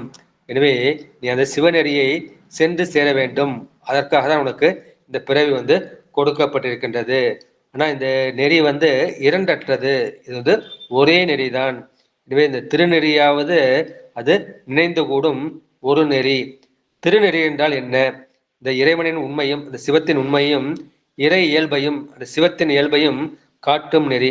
இதான் திருநெறிய தமிழ் ஞான சம்பந்தன், ஒரு நெறிய மனம் வைத்துணர் ஞான சம்பந்தன் என்று நம்முடைய ஞான சம்பந்தன் வந்து அந்த முதல் பாட்டிலே வந்து சொல்லியிருப்பார். இந்த திருநெறிய தமிழ், அது சிவனை அடையக்கூடியதுக்கு உதவியாக இருக்கக்கூடியது இந்த தமிழ் என்பது ஞான சம்பந்த பெருமானது திருவாக்காகும். சித்து அசித்தன்றி சதசித்தா இருப்பவன் வந்து பரான். இந்த உயிர் வந்து சித்து பொருள், மற்றதெல்லாம் ஜடப்பொருள். பெருமான் எப்படிங்கடா அதையெல்லாம் தாண்டிய சித்து, அவன் என்றும் ஒரே தன்மையில் நிலைத்து இருக்கக்கூடிய சித்து. அவன் என்ன செய்ய, அவனை நீங்க வந்து நினைக்க வேண்டும், தியானிக்க வேண்டும், வழிபட வேண்டும். மூர்த்தி தீர்த்தம் தலம் முறையாய் தொடங்கினோருக்கு வார்த்தை சொல்ல ஒரு சர்க்குருவும் வாய்க்குமே என்று குமர ஒருவர் செல்வார். நம்ம என்ன செய்யணும், நம்ம வழிபாட்டை வந்து கோயிலில் தான் தொடங்கணும். ஒரு தலத்தில் போய் அங்கே உள்ள மூர்த்தியை வந்து நம்ம வழிபட வேண்டும். அந்த மூர்த்தியை வழிபடும் போது அங்கே தீர்த்தத்தில் வந்து நாம் மூழ்க வேண்டும். எனவே ஒவ்வொரு கோயிலுக்கும் ஒரு தீர்த்தம் இருக்கும். அந்த தீர்த்தத்தில் நம்ம என்ன செய்யணும், மூழ்கி நீராடி உடம்பை வந்து தூய்மை செய்து கொண்டு, புறம் தூய்மை நீரான் அமையும், அகம் தூய்மை வாய்மையால் காணப்படும் என்று சொல்வார்கள் இல்லையா. எனவே இந்த தீர்த்தத்தில் மூழ்கி புறந்தூய்மை செய்து கொண்டு அக தூய்மையோடு என்ன செய்யலாம், அந்த தலத்தை வந்து நாம் சென்று அடைய வேண்டும். அடைந்து அந்த உள்ள மூர்த்தியை வந்து நாம் வழிபட்டால் அந்த பெருமானே நமக்கு என்ன சொல்ற, ஒரு வார்த்தை ஒரு உபதேசம் சொல்வதற்காக சர்க்குருவாக வாய்க்குமே. அப்படிதான் மாணிக்கவாசருக்கு திருப்பெருந்துறையில் பெருமானை வந்து அவரை ஆட்கொண்டார். அதுதான் குருநெறி, அதுதான் வந்து சிவநெறி. இந்த சிவநெறி எப்படி உங்களுக்கு கிடைக்கும்? அது குரு உபதேசத்தால் கிடைக்கும், ஒரு ஆன்ம அறிவால் கிடைக்காது. ஏன்னா ஆன்ம அறிவு வந்து சுட்டறிவு, ஏகதேச அறிவு என்கிறார். அடுத்த பாடல் ஆரங்கமாய் வரும் மாமரை ஓதியை கூரங்கமாக குணம் பயில்வார் இல்லை, வேரங்கமாக வினை செய்த புறம் பேரங்கமாக பெருக்குகின்றாரே. 6 அங்கமாய் வரும் மறைகள் வந்து 4, ரிக் யஜூர் சாமம் அதர்வணம், 4 மறைகள் சதுர்வேதம் என்று சொல்றது. எனவே சதுர்வேதம் 4 வேதங்கள். அதை அடையக்கூடிய வழி வந்து 6 அங்கங்கள் இருக்கின்றன. அந்த 6 அங்கங்கள் என, ஒன்று வந்து சிச்சை, 2வது கற்பம், 3வது வியோகரணம், 4வது வந்து சந்தோஷிபிதம், 5வது வந்து ஜோதிடம், 6வது வந்து நிறுத்தம். எனவே இந்த 6 அங்கங்களால் தான் அந்த வேதத்தை வந்து நாம் ஆராய்ந்து அறிய முடியும். எனவே இந்த 6 அங்கங்களால் ஆராய்தலை பொருந்திய அந்த வேதங்கள், அதான் ஆரங்கமாய் வரும் மாமறை. அந்த மாமறை ஓதியவர் யார்? அது படைத்ததும் ஓதியதும் வந்து நம்முடைய சிவபெருமான் தான். எனவே 6 அங்கங்களால் ஆராயப்பட்டு வருகின்ற அந்த வேதத்தை அருளி செய்த இறைவனை, ஓதி கொடுத்த இறைவனை கூரங்கமாக குணம் பயில்வார் இல்லை. அந்த ஆகங்கள் கூறப்பட்ட அங்கமாக கொண்டு அவனுடைய குணத்தோடு, பெருமானுக்கு 8 குணங்கள் இருக்கின்றன இல்லையா, அந்த எண் குணத்தோடு பழகுகின்றவர்கள் யாருமே இல்லை. வேறங்கமாக தன்னின் வேறாகிய அங்கமாகிய எண்ணி விளைத்து பின்பு பெரும் பயனும் என்ன செய்கிறார்கள், அதை ஓர் உறுப்பாகவே கொண்டு பெருக்கிக் கொண்டே செய்கின்றார்கள். அது பாட்டு இருக்குது, வேதம் ஒரு பாட்டு இருக்கட்டும், அந்த 6 அங்கம் ஒரு பாட்டு இருக்கட்டும். நான் என்ன செய்வேன், ஏன் மனசுப்படி நான் வினை செஞ்சுக்கிட்டே போவேன், அது எனக்கு வேண்டாம். வேறு அங்கமாக எண்ணி என்ன செய்யல, அந்த வினையை வந்து பெருக்கிக் கொண்டே போகின்றார்கள். வினையை பெருக்கிக் கொண்டே போனால் என்ன செய்யும், அந்த வினை பயனாக நமக்கு என்ன செய்யும், அறியாமை தான் அதிகமாகும். மறுபிறவி வந்து கொண்டே இருக்கும்.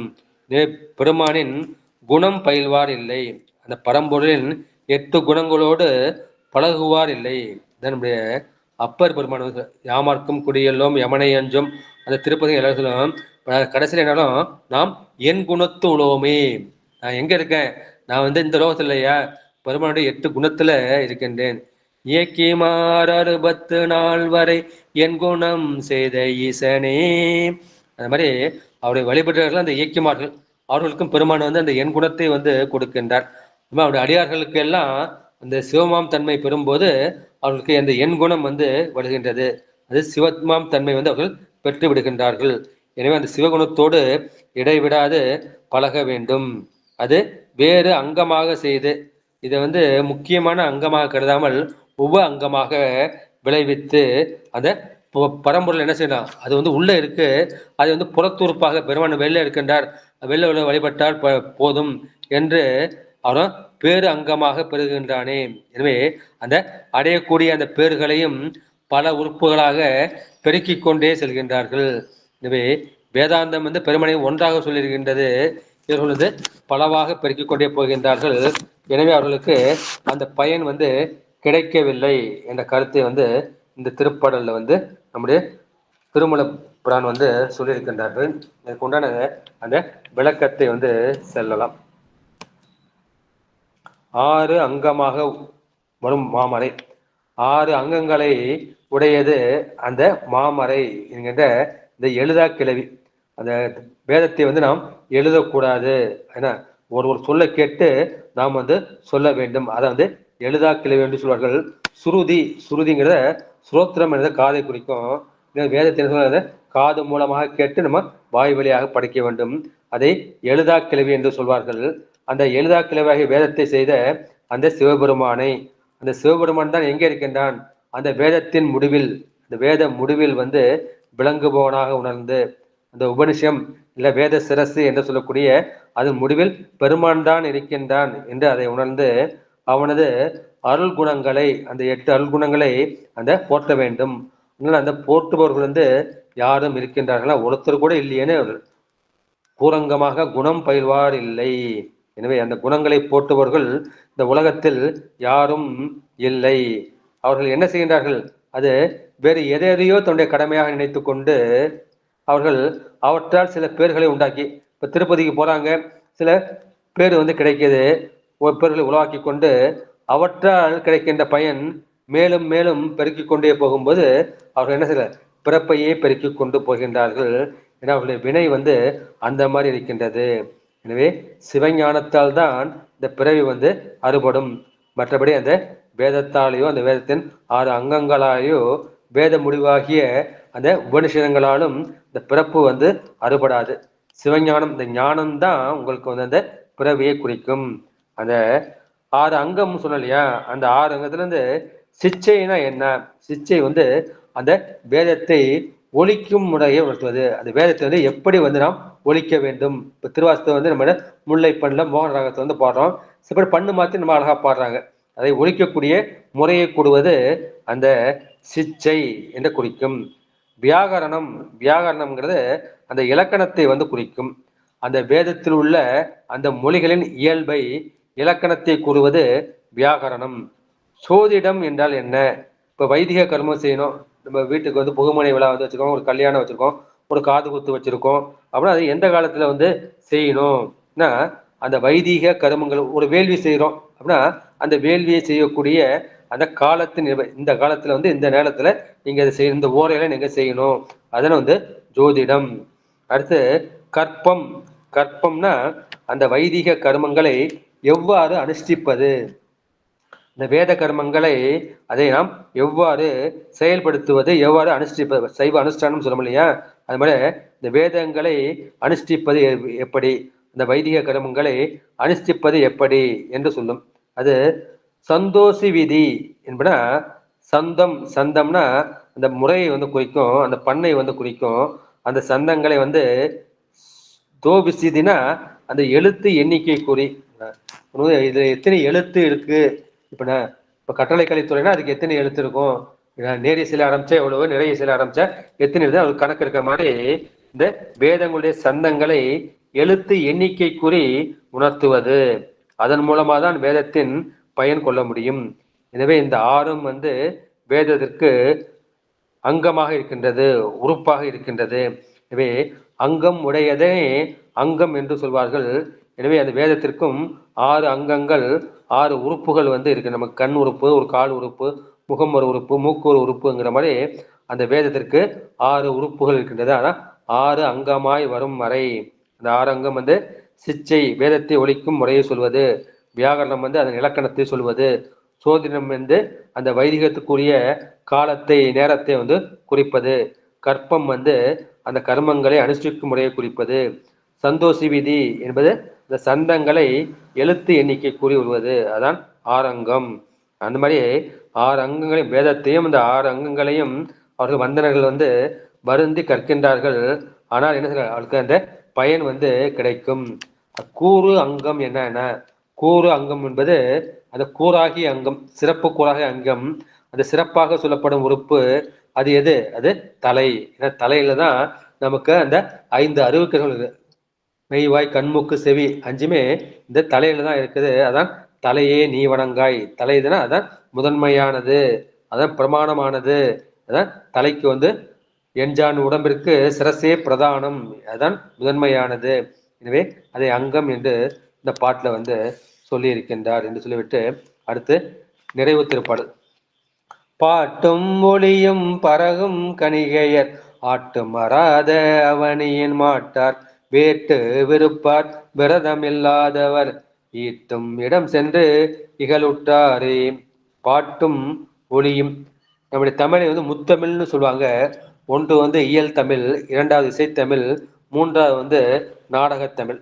எனவே இயல், இசை, நாடகம் ஆகிய அந்த கலைகளின் பயனை நீங்கள் வந்து அறியாவிட்டாலும், அது ஒண்ணுக்கு ஒரு பயன் இருக்கு, அந்த பயனை நீங்கள் அறியாவிட்டாலும் அவற்றை இடையறாது நிகழ்த்தி நிற்கின்ற இந்த உலகம் ஆட்டும் அறாத அவனியின் மாட்டாள்.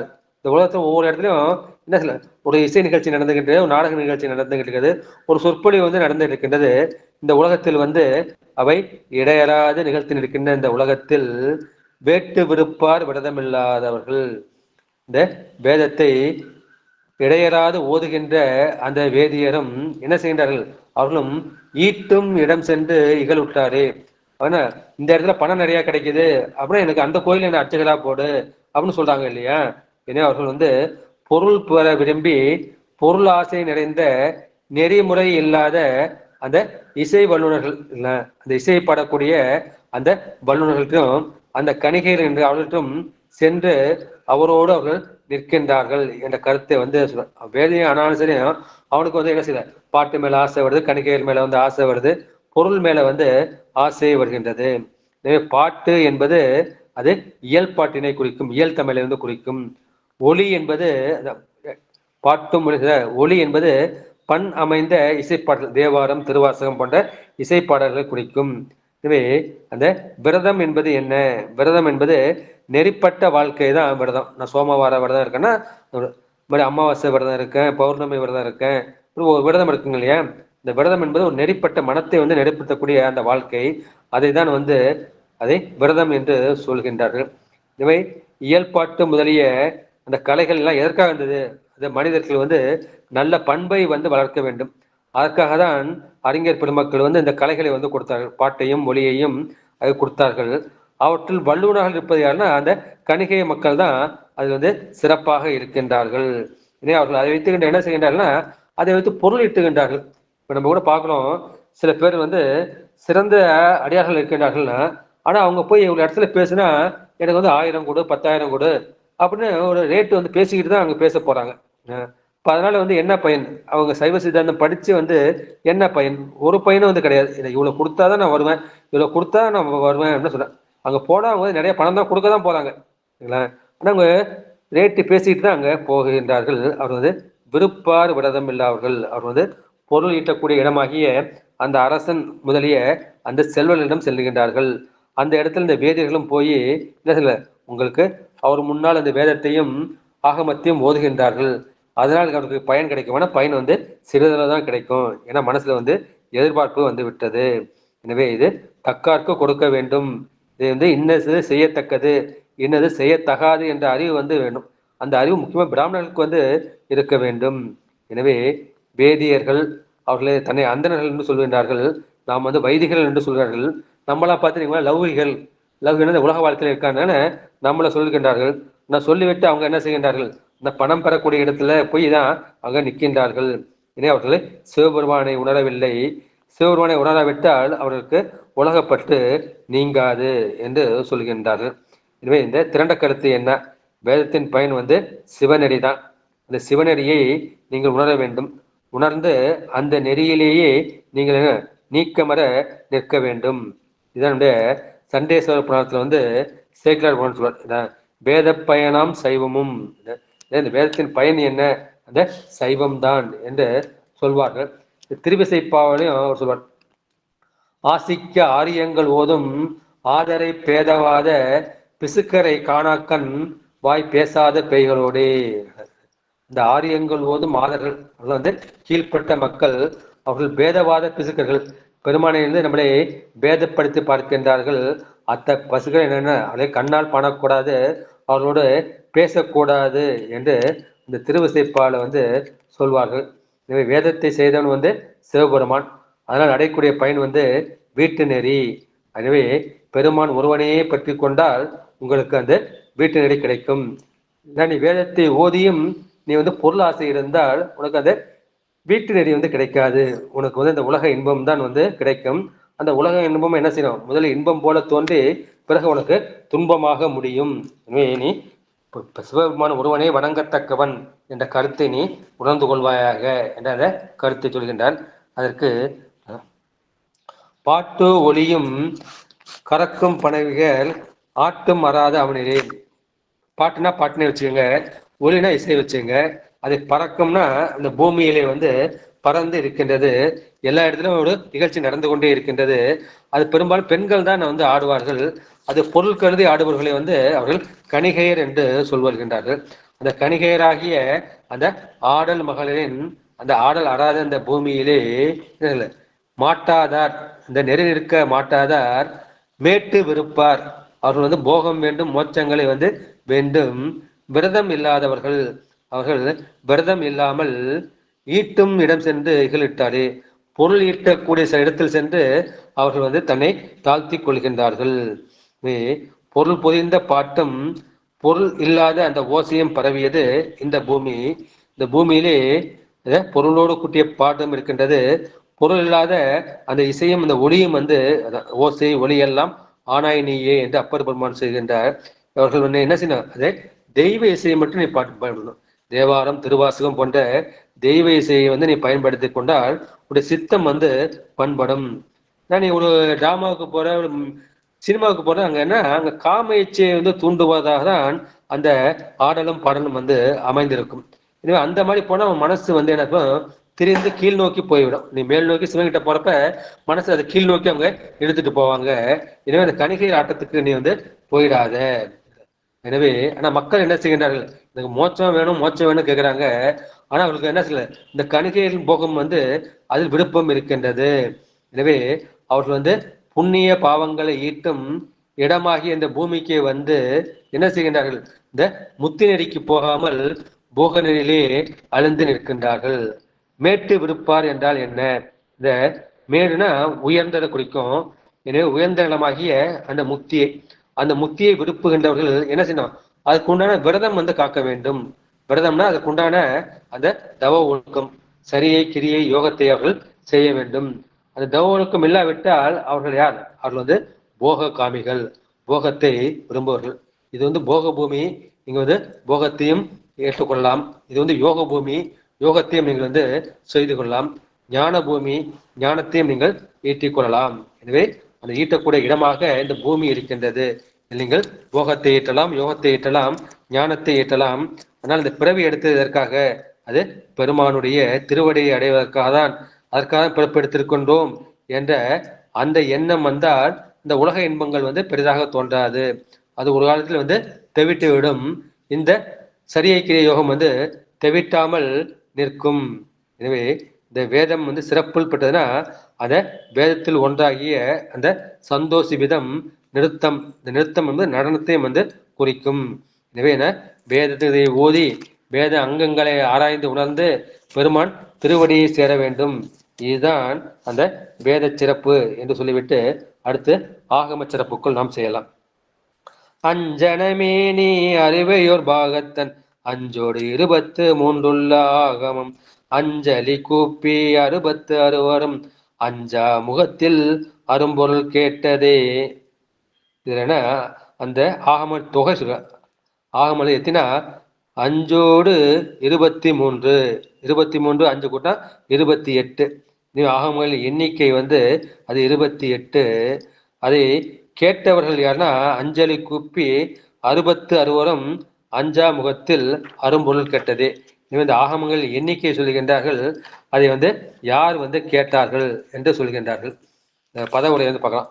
அஞ்சன மேனி அறிவையோர் பாகத்தன். அம்பாளுடைய மேனி எப்படி இருக்கும்? அம்பாள் மேனி வந்து 3 வகையா சொல்றாங்க. ஒன்று வந்து நீல மேனின்னு சொல்றாங்க, பச்சை மேனின்னு சொல்றாங்க, கருப்பு மேனு சொல்றார்கள். இந்த அஞ்சனம் வந்து கருப்பை குறிக்கும். கருப்பு இங்கு இந்த இடத்துல நீளத்தை வந்து குறிக்கும். எனவே நீல மேனியுடைய அந்த அம்பாளை ஒரு பாகமாக அஞ்சனமேனி அறிவை என்பது அம்பாளை குறிக்கும். அவள் பாகத்தன், அந்த பெருமாளை அம்பாளை இடபாகத்தில் உடையவன். அவனுடைய அஞ்சோடு 23 ஆகமங்கள். அந்த ஆகமங்கள் வந்து என்ன செய்யணும்? பெருமானுடைய அந்த ஈசான முகத்திலிருந்து வந்தது. 4 முதல் 4 வேதங்கள் வந்தாகவும் அந்த ஈசான முகத்திலிருந்து அந்த 28 ஆகமங்கள் வந்தால் சொல்கிறார்கள். இப்படி அந்த 5 முகத்திலே வந்து எத்தனை ஆகமங்கள் வந்து ஒரு கணக்கு வந்து சொல்கின்றார்கள்.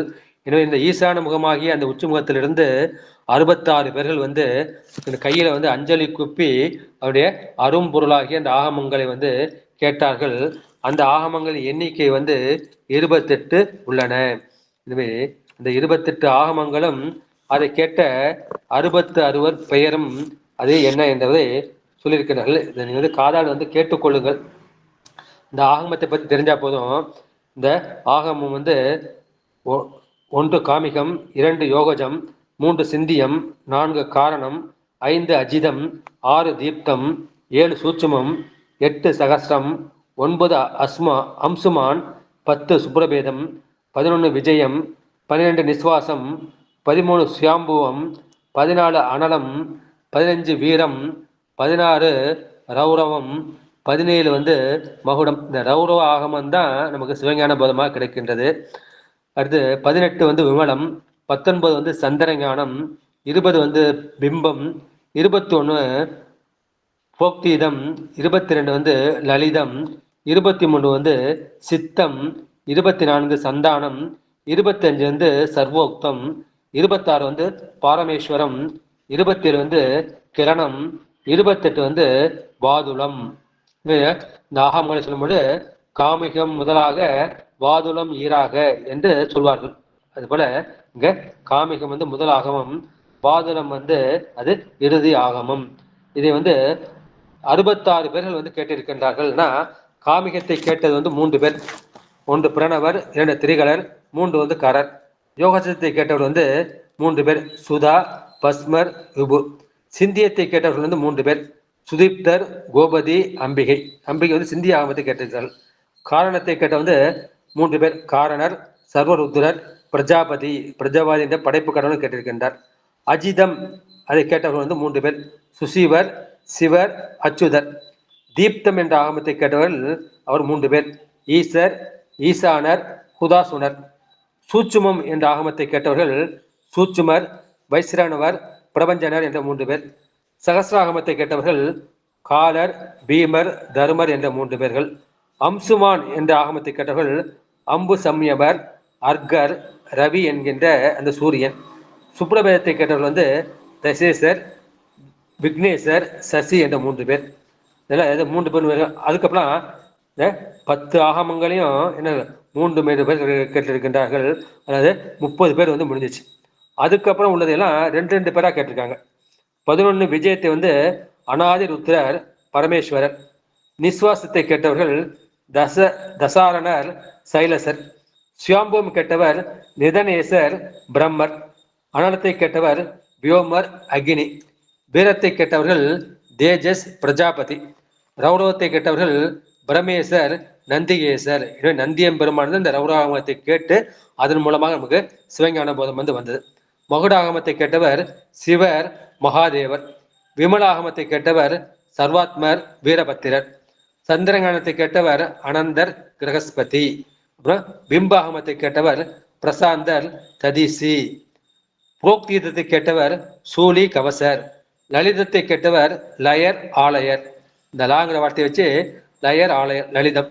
சித்தம் அதை கேட்டவர்கள் பிந்து சண்டேஸ்வரர். சண்டேஸ்வர பெருமான் வந்து அந்த சித்த ஆகமத்தை கேட்டிருக்கின்றார்.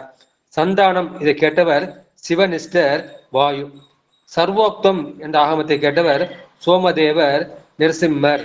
இப்ப பாரமேஸ்வரம் என்கின்ற ஆகமத்தை கேட்டவர் வந்து ஸ்ரீதேவி உச்சசனஸ். கிரணம் என்ற ஆகமத்தை கேட்டவர் தேவ விபவர் சம்வர்த்தகர்.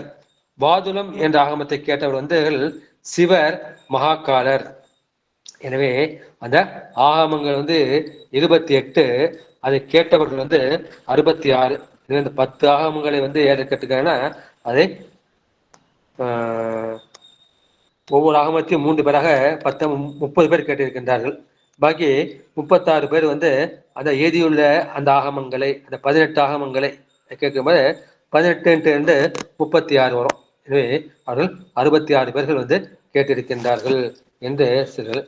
இதை வந்து தந்திர அவதார படம், காரண தந்திர படலம் என்று சொல்லப்படக்கூடிய அதில் வந்து நம்முடைய சிவபெருமான் வந்து விரித்து கூறியிருக்கின்றார் என்ற கருத்தை சொல்லிவிட்டு சிறிய விளக்கத்துக்கு வந்து நம்ம வந்து சொல்லலாம்.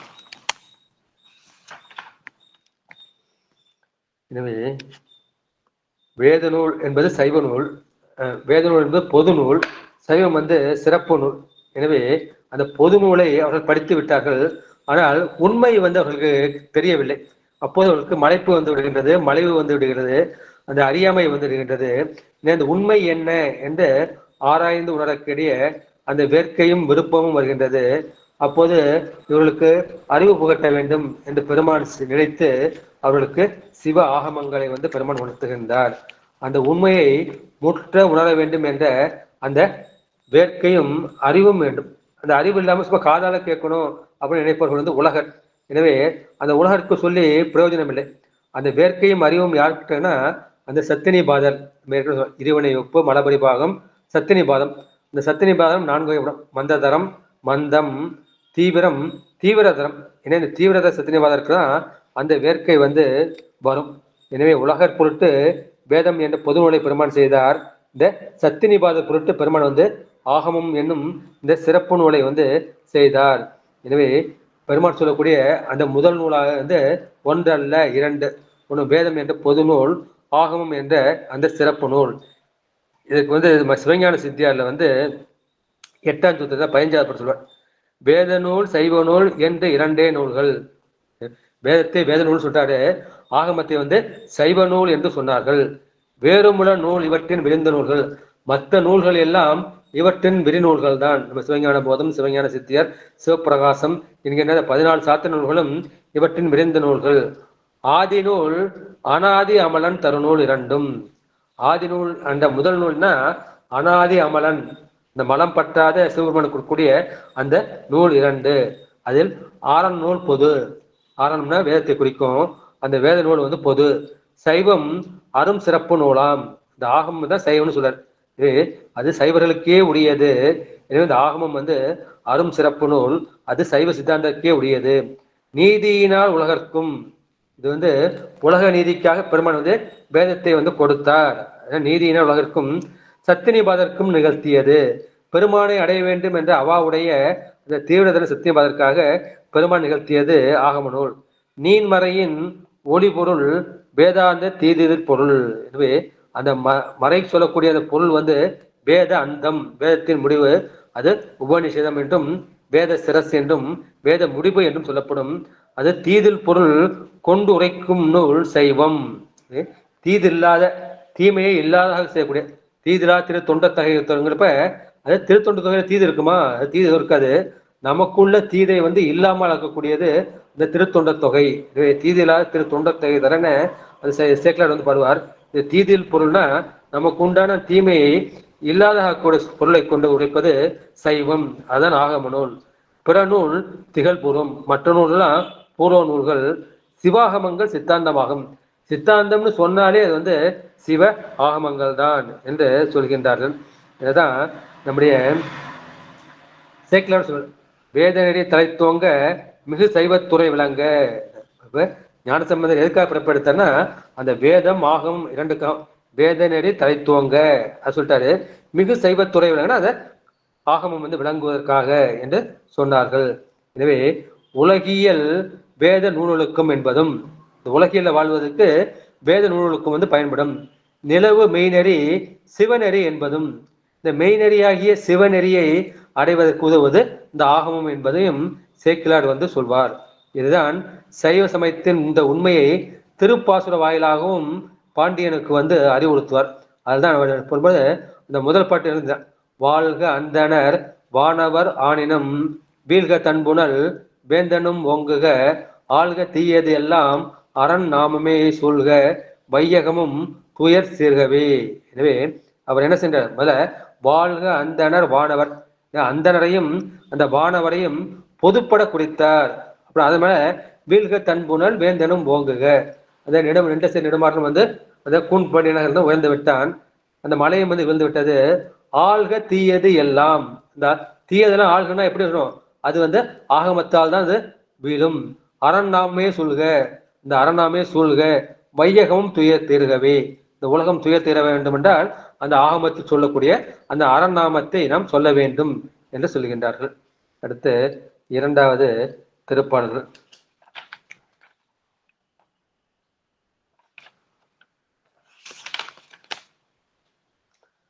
இதுல வந்து சிவபெருமான் அருள் செய்த ஆகமங்கள் வந்து 28. அவற்றை வந்து 66 பேர் வணங்கி அந்த ஈசான முகத்தில் இருந்து அரிய கருத்துக்களை வந்து சொன்னார்கள். அது வந்து இந்த 28 ஆகமங்கள் வந்து நான் சொல்லிட்டேன். பெருமானுக்கு வந்து 4 திசைகள் நோக்கி 4 முகம். அது வந்து சத்யோஜாவும் வாமதேவம் அகோரம் தத்புருஷம். ஈசானம் வந்து உச்சியில இருக்கும். எனவே அந்த ஈசான முகம் வந்து உச்சியில இருக்கும். உச்சியில் வான் நோக்கி உள்ளது அந்த ஈசானம். நம்ம சொல்றப்ப என்ன, மேற்கு பார்த்தது வந்து சத்யோஜாதம், வடக்கு பார்த்தது வந்து வாமதேவம், தெற்கு நோக்கியது வந்து அகோரம், கிழக்கு நோக்கியது வந்து தத்புருஷம், அப்புறம் உச்சியில் வந்து ஈசானம்.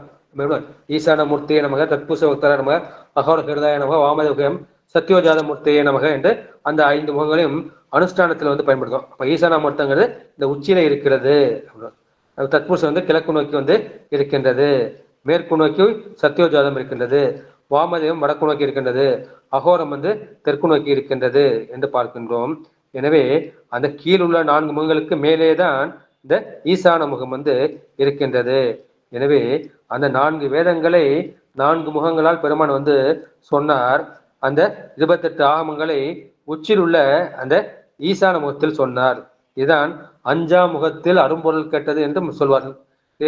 5ஆம் முகம் என்பது 5 என்கின்ற எண்ணின் கண் முதலாக இருக்கக்கூடிய அந்த முகம் ஈசான முகம். பாக்கி 4 கீழே இருக்கு. சத்யோஜாதம், வாமதேவம், அகோரம், தத்புருஷம்லாம் கீழே இருக்கின்றது.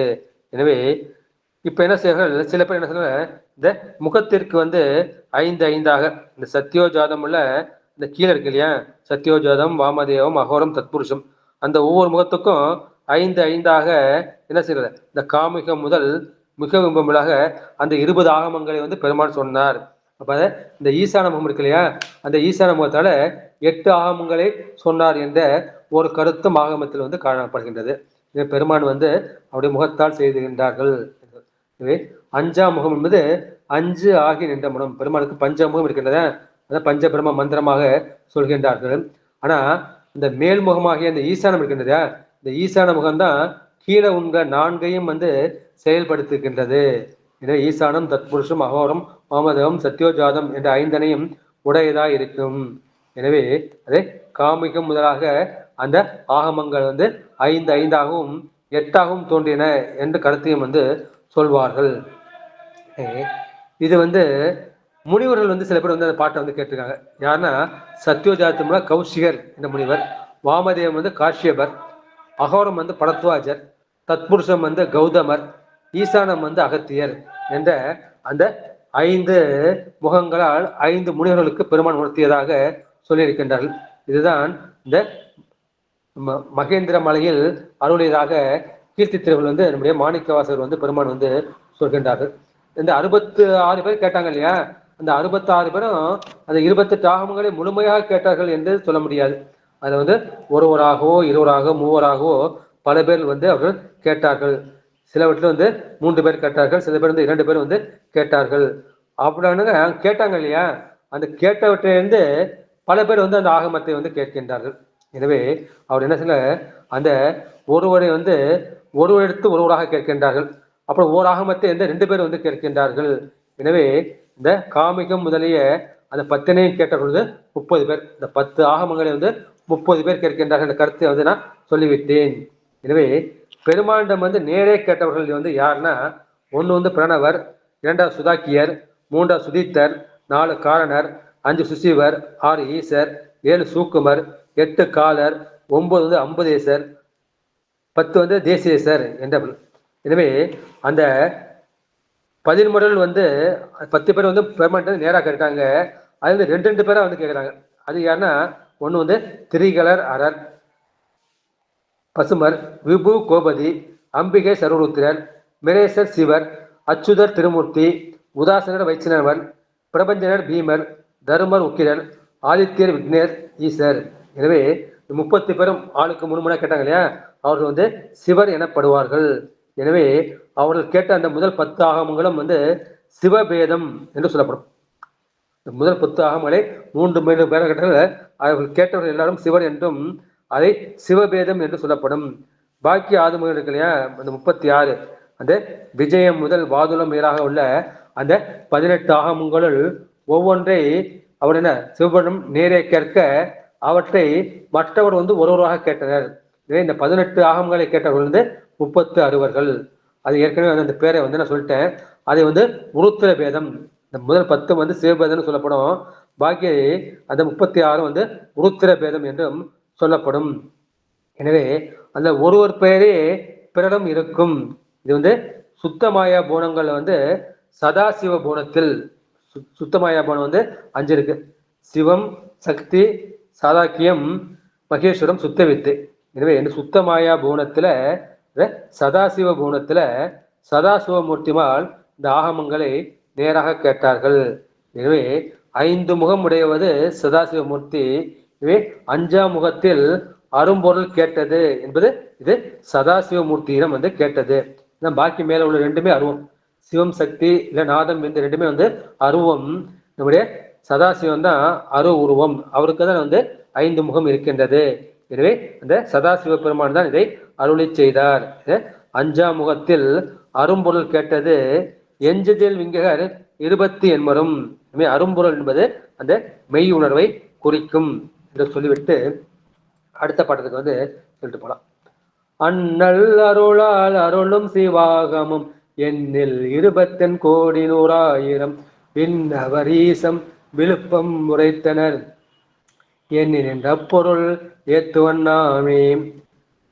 பெருமான் வந்து அந்த ஊர்கள் மேல வந்து அருள் வைத்திருக்கின்றார். எனவே அண்ணல் சிவபெருமானாகிய அந்த அண்ணல் அருளால் அந்த ஊர்கள் மேல் வைத்த அந்த அருள் காரணமாக அருளும் சிவாகமும் அருளி செய்த அந்த சிவாமங்கள் எண்ணில் கூறி, அந்த எண்ணிக்கை என்னன்னு கூறினா அது 28 எண் கோடி 100,000, 28 கோடி 100,000, 28 லட்சம், 28 கோடி 100,000, 28 கோடி லட்சம்.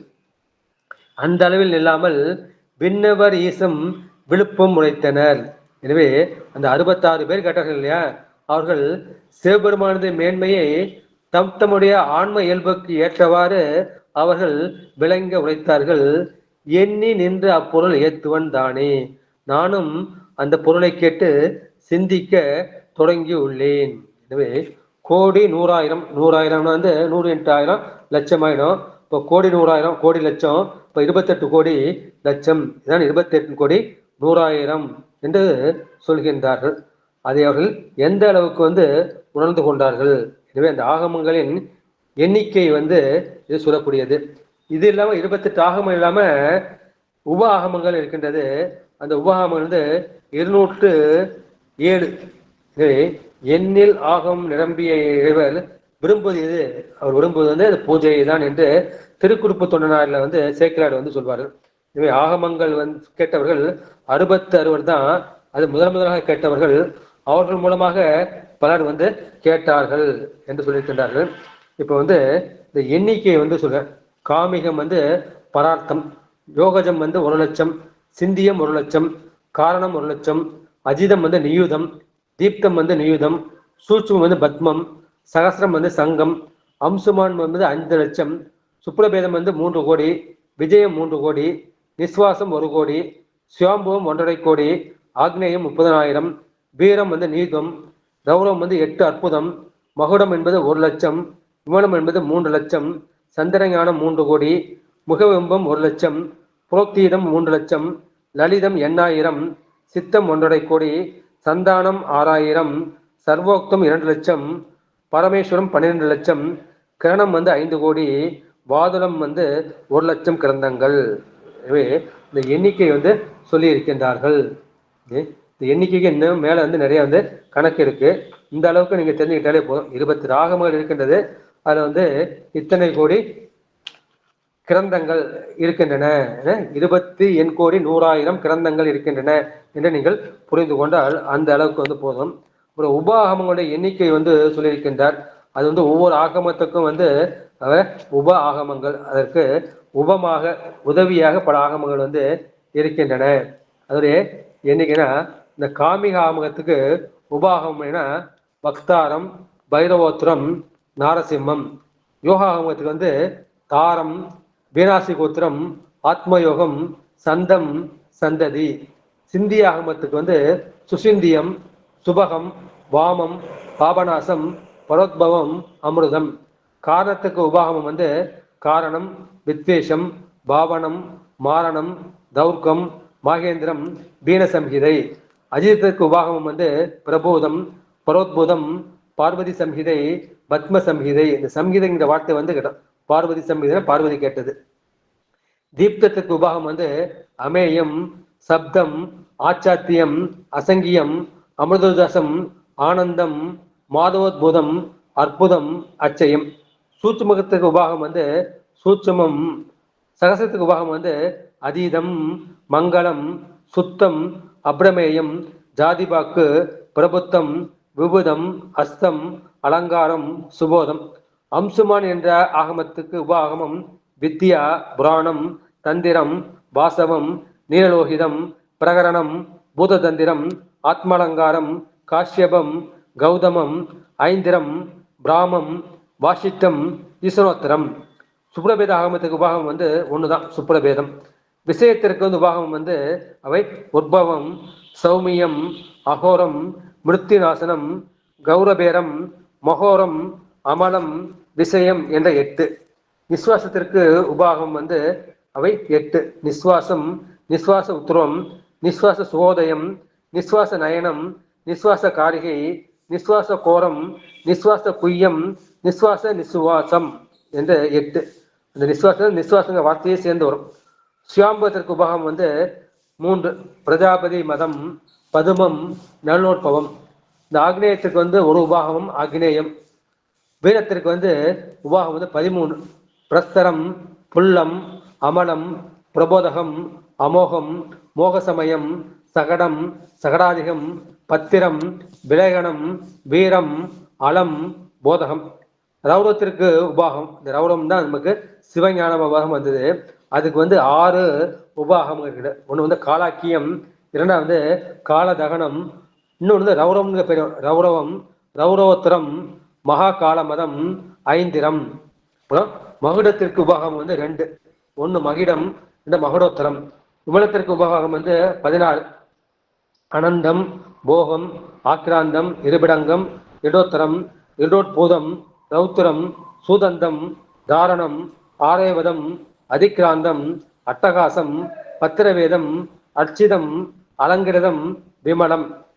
சந்திரஞானத்துக்கு உபாகம் 14. ஸ்திரம், ஸ்தானு, மகாந்தம், வாருணம், நந்திகேஸ்வரம், ஏகபாத புராணம், சாங்கரம், நீலருத்ரகம், சிவபத்திரம், கற்பபேதம், சீமுகம், சிவசாசனம், சிவசேகரம், தேவி மதம். மிக உம்பத்திற்கு உபாகம் 15. சதுமுகம், சமுத்தோபம், பிரதிபிம்பம், அயோகஜம், ஆன்மலங்காரம், வாயவியம், பட்டசேகரம், தௌடிகம், துடிநிரகம், குட்டிமம், துலாயோகம், கலாத்மியம், மகாசௌரம், நைருதம், மகாவித்தை. புரோத்கீதத்துக்கு உபாகம் 16. வாராகம், கவசம், பாசபந்தம், பிங்களாமதம், அங்குசம், தண்டதரம், தனுதரம், சிவஞானம், விஞ்ஞானம், சீகால ஞானம். இந்த ஸ்ரீகண்டத்துக்கு சீகால ஞானம். ஆயுர்வேதம், தனுர்வேதம், சர்பதம், சஸ்டரவி பேதனம், கீதகம், பரதம், ஆரோக்கியம். நமக்கு இந்த பரதம், ஆயுர்வேதம், தனுர்வேதம்லாம் இந்த புரோகீதத்துல வருது. லலிதத்திற்கு உபாகனம் 3. ஒன்று லலிதம், லலிதோத்திரம், கௌமாரம். சித்தத்திற்கு உபாகம் 4. சாரோத்திரம், ஔசனம், சாலாபேதம், சசிமண்டலம். சந்தனத்திற்கு உபாகம் 7. லிங்காதி எச்சம், சுராத்தி எச்சம், அமரேஸ்வரம், சங்கரம், அசங்கியம், அனிலம், தோந்தம். 25 சர்வோக்தருக்கு உபாகம் 5. சிவ தர்மோத்திரம், வாயு புரோதத்தம், திவ்ய புரோதத்தம், ஈசானம், சுருவோர்கீதம். பாரமேஸ்வரத்திற்கு உபாகம் 7. மாதங்கம், யச்சனி பதுமம், பாரமேஸ்வரம், புட்கரம் அல்லது பௌட்கரம். இந்த பௌட்கரங்கிறது அடிக்கடி சிவஞான சொல்வார். பௌட்கர உபாகம் 2. துப்ரயோகம், அமிசம், சாமானியம். கிரணத்திற்கு உபாகம் 9. காருடம், நைருதம், நீலம், ருச்சம், பானுகம், தேனுகம், காலாக்கியம், பிரபுத்தம், புத்தம். 28 வாதுராகமத்திற்கு உபாகம் 12. வாதுரம், வாதுலோத்தரம், காலஞானம், பிரகோரிதம், சர்வம், தர்மோத்மகம், நித்தியம், சிரேஷ்டம், சுத்தம், மகானனம், விஸ்வம், விஸ்வான்மகம். ஆக உப ஆகமங்கள் 207. எனவே ஆகமங்கள் 28. அதை கேட்டவர்கள் 66 பேர்கள். அதுக்கு உப ஆகமங்கள் 207. எனவே 28 மூல ஆகமங்கள்.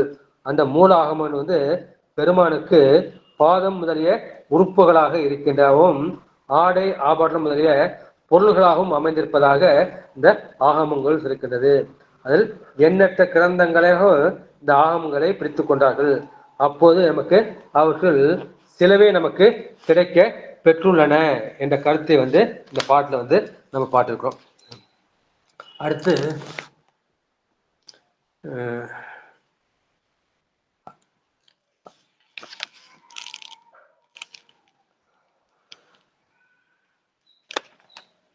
நேரம் கருதி இத்துடன் நிறைவு செய்கின்றேன். ஏன் இவ்வளவு விரிவா சொல்ல வேண்டும் என்றால், இதை ஒரு முறையாவது நம்ம என்ன செய்யணும், காதால கேட்கணும். இந்த மாதிரி உள்ள இருக்கு ஆகமத்துல இவ்வளவு பெயர்கள் இருக்கின்றன.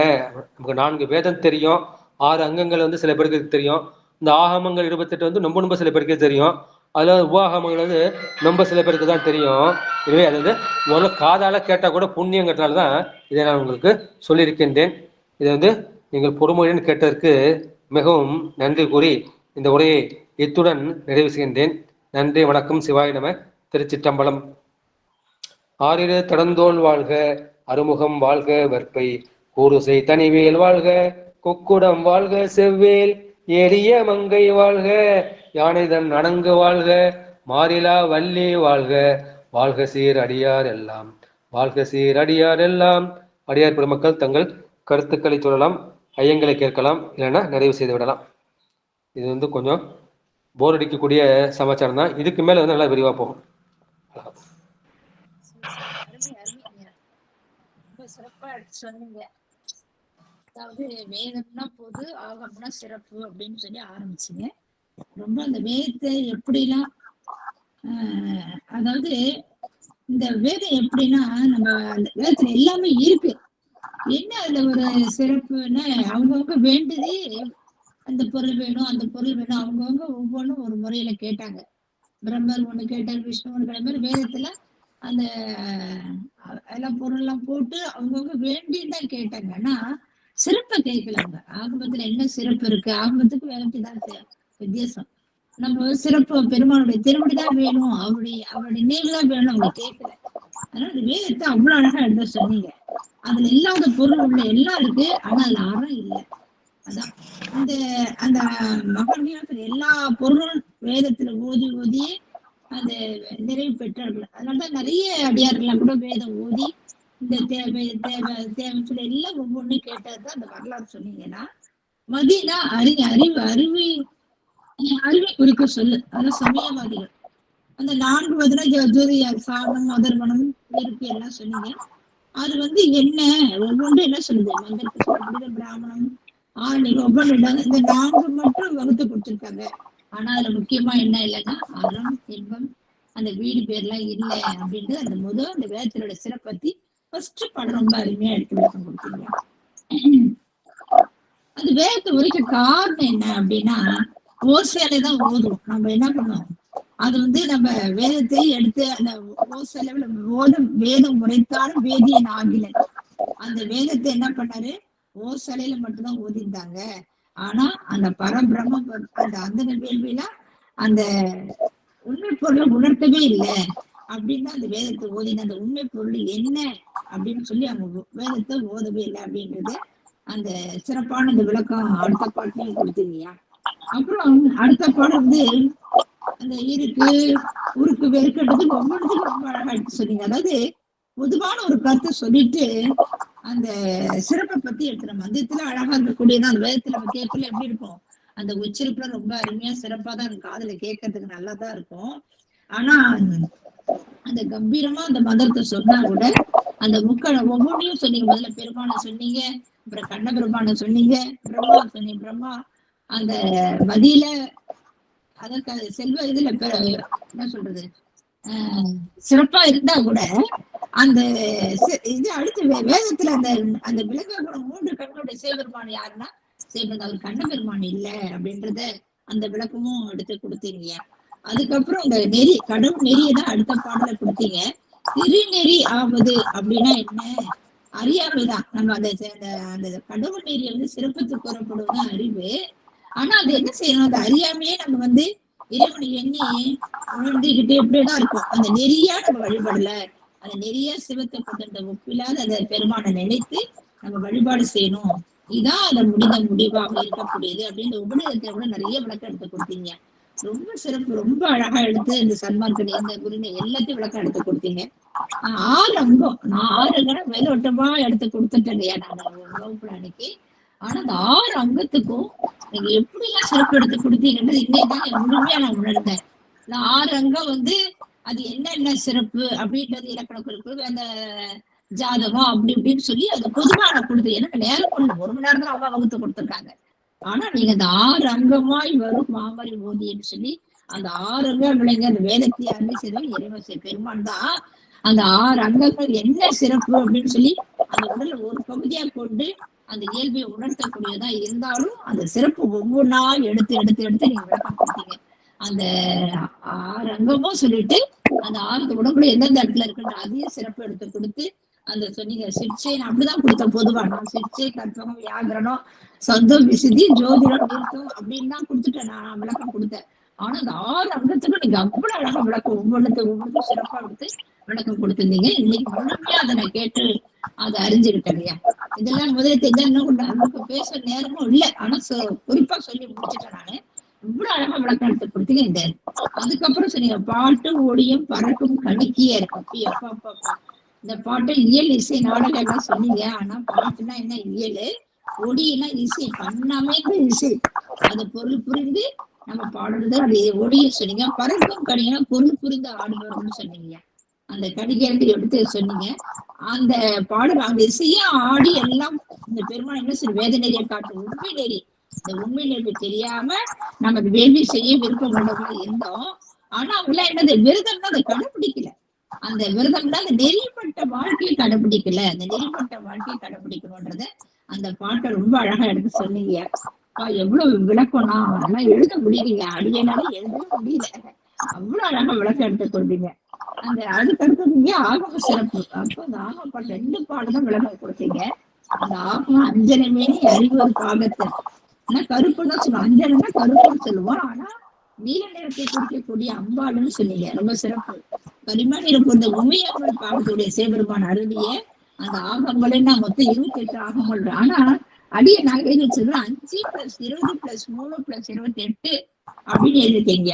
5 + 20 அது என்னங்க நான் எழுதிருக்கேன், ஏதோ ஒரு இடத்துல பார்த்து குறிப்பெடுத்து வச்சிருக்கேன். 5 23 அப்படின்னா 5 5 + 20 + 3 போட்டு 28 ஆகணும்னு நான் எழுதியிருக்கிறேன். ஆனா நீங்க மொத்த ஆகமும் 28ன்னு சொல்லிட்டீங்க.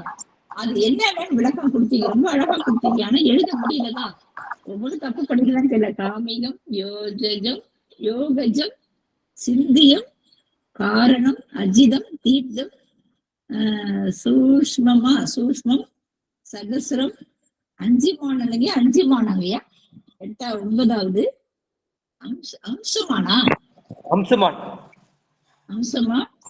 அப்புறம் வந்து சுப்ரபோதம், விஜயம், நிக்வாசம்,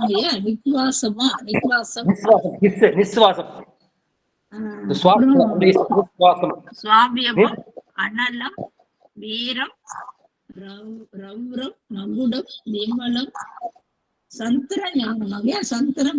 சந்திர ஞானம் எல்லாம் சொன்னீங்க. அடுத்தது பிம்பம், சந்திர ஞானம். அடுத்தது பிம்பம் 21 புரோத்தீதமா என்ன எழுதி வச்சிருக்க, தப்பா எழுதிருக்கிறேன். லலிதம், சித்தம், சந்தானம், சர்வோக்தம், பரமேஸ்வரம், பிரம்மேஸ்வரமா தெரியலையா, பரமேஸ்வரமா, சிவசிவா, கிரணம், வாதம். அது மட்டும் இல்லாத இந்த காமிகத்தை யார் யார் கேட்டாங்க, 66 பேர் கேட்டிருக்காங்கன்றது. காமிகை யார் கேட்டாங்க, யோகலிம் யார் கேட்டாங்க, 3 பேரா கேட்டாங்க. அப்படி என்ன ஆகம சிவபோதம் ஆகணும் 10 சிவபேதம் சொல்லி மொத்தத்துல சொல்லிட்டீங்க. ஏனைய அந்த 18 பேரும் ருத்ரபேதம்னு சொன்னீங்க. ஆனா அந்த அம்பிகைக்கு உபதேசத்தான் இந்த ஆகமம்ன்றது மட்டும் தெரியும். ஆனா அந்த 66 பேரும் இது கேட்டதா அந்த கொடுத்திருக்கீங்க. அப்புறம் உப ஆகமங்கள் 27 உப ஆகமங்கள் இருக்குன்று அதையும் அவ்வளவு சிறப்பா எடுத்து கொடுத்தீங்க. ஆனா அதெல்லாம் உண்மையிலே அடியன் எழுத முடியலைங்க. ஆனா ஒவ்வொரு முறையும் திருப்பி போய் ஒரு தடவை எல்லாத்தையும் மறுபடியும் உணர்ந்து இந்த ஒவ்வொன்றையும் பொறுமையா உட்காந்து கேட்டாதாங்க நீங்க சொன்ன இந்த ஆகமத்தினுடைய வழி என்ன அப்படின்னு சொன்னீங்க இல்லையா, அந்த 28 ஆகமம் என்னென்ன அது ஏகப்பட்டது சொல்லியிருக்கீங்க. அது போனா அவ்வளவு நிறைய கருத்து எடுத்து சொன்னீங்க. ஆனா அது அடியன்னா அதெல்லாம் எழுத முடியல.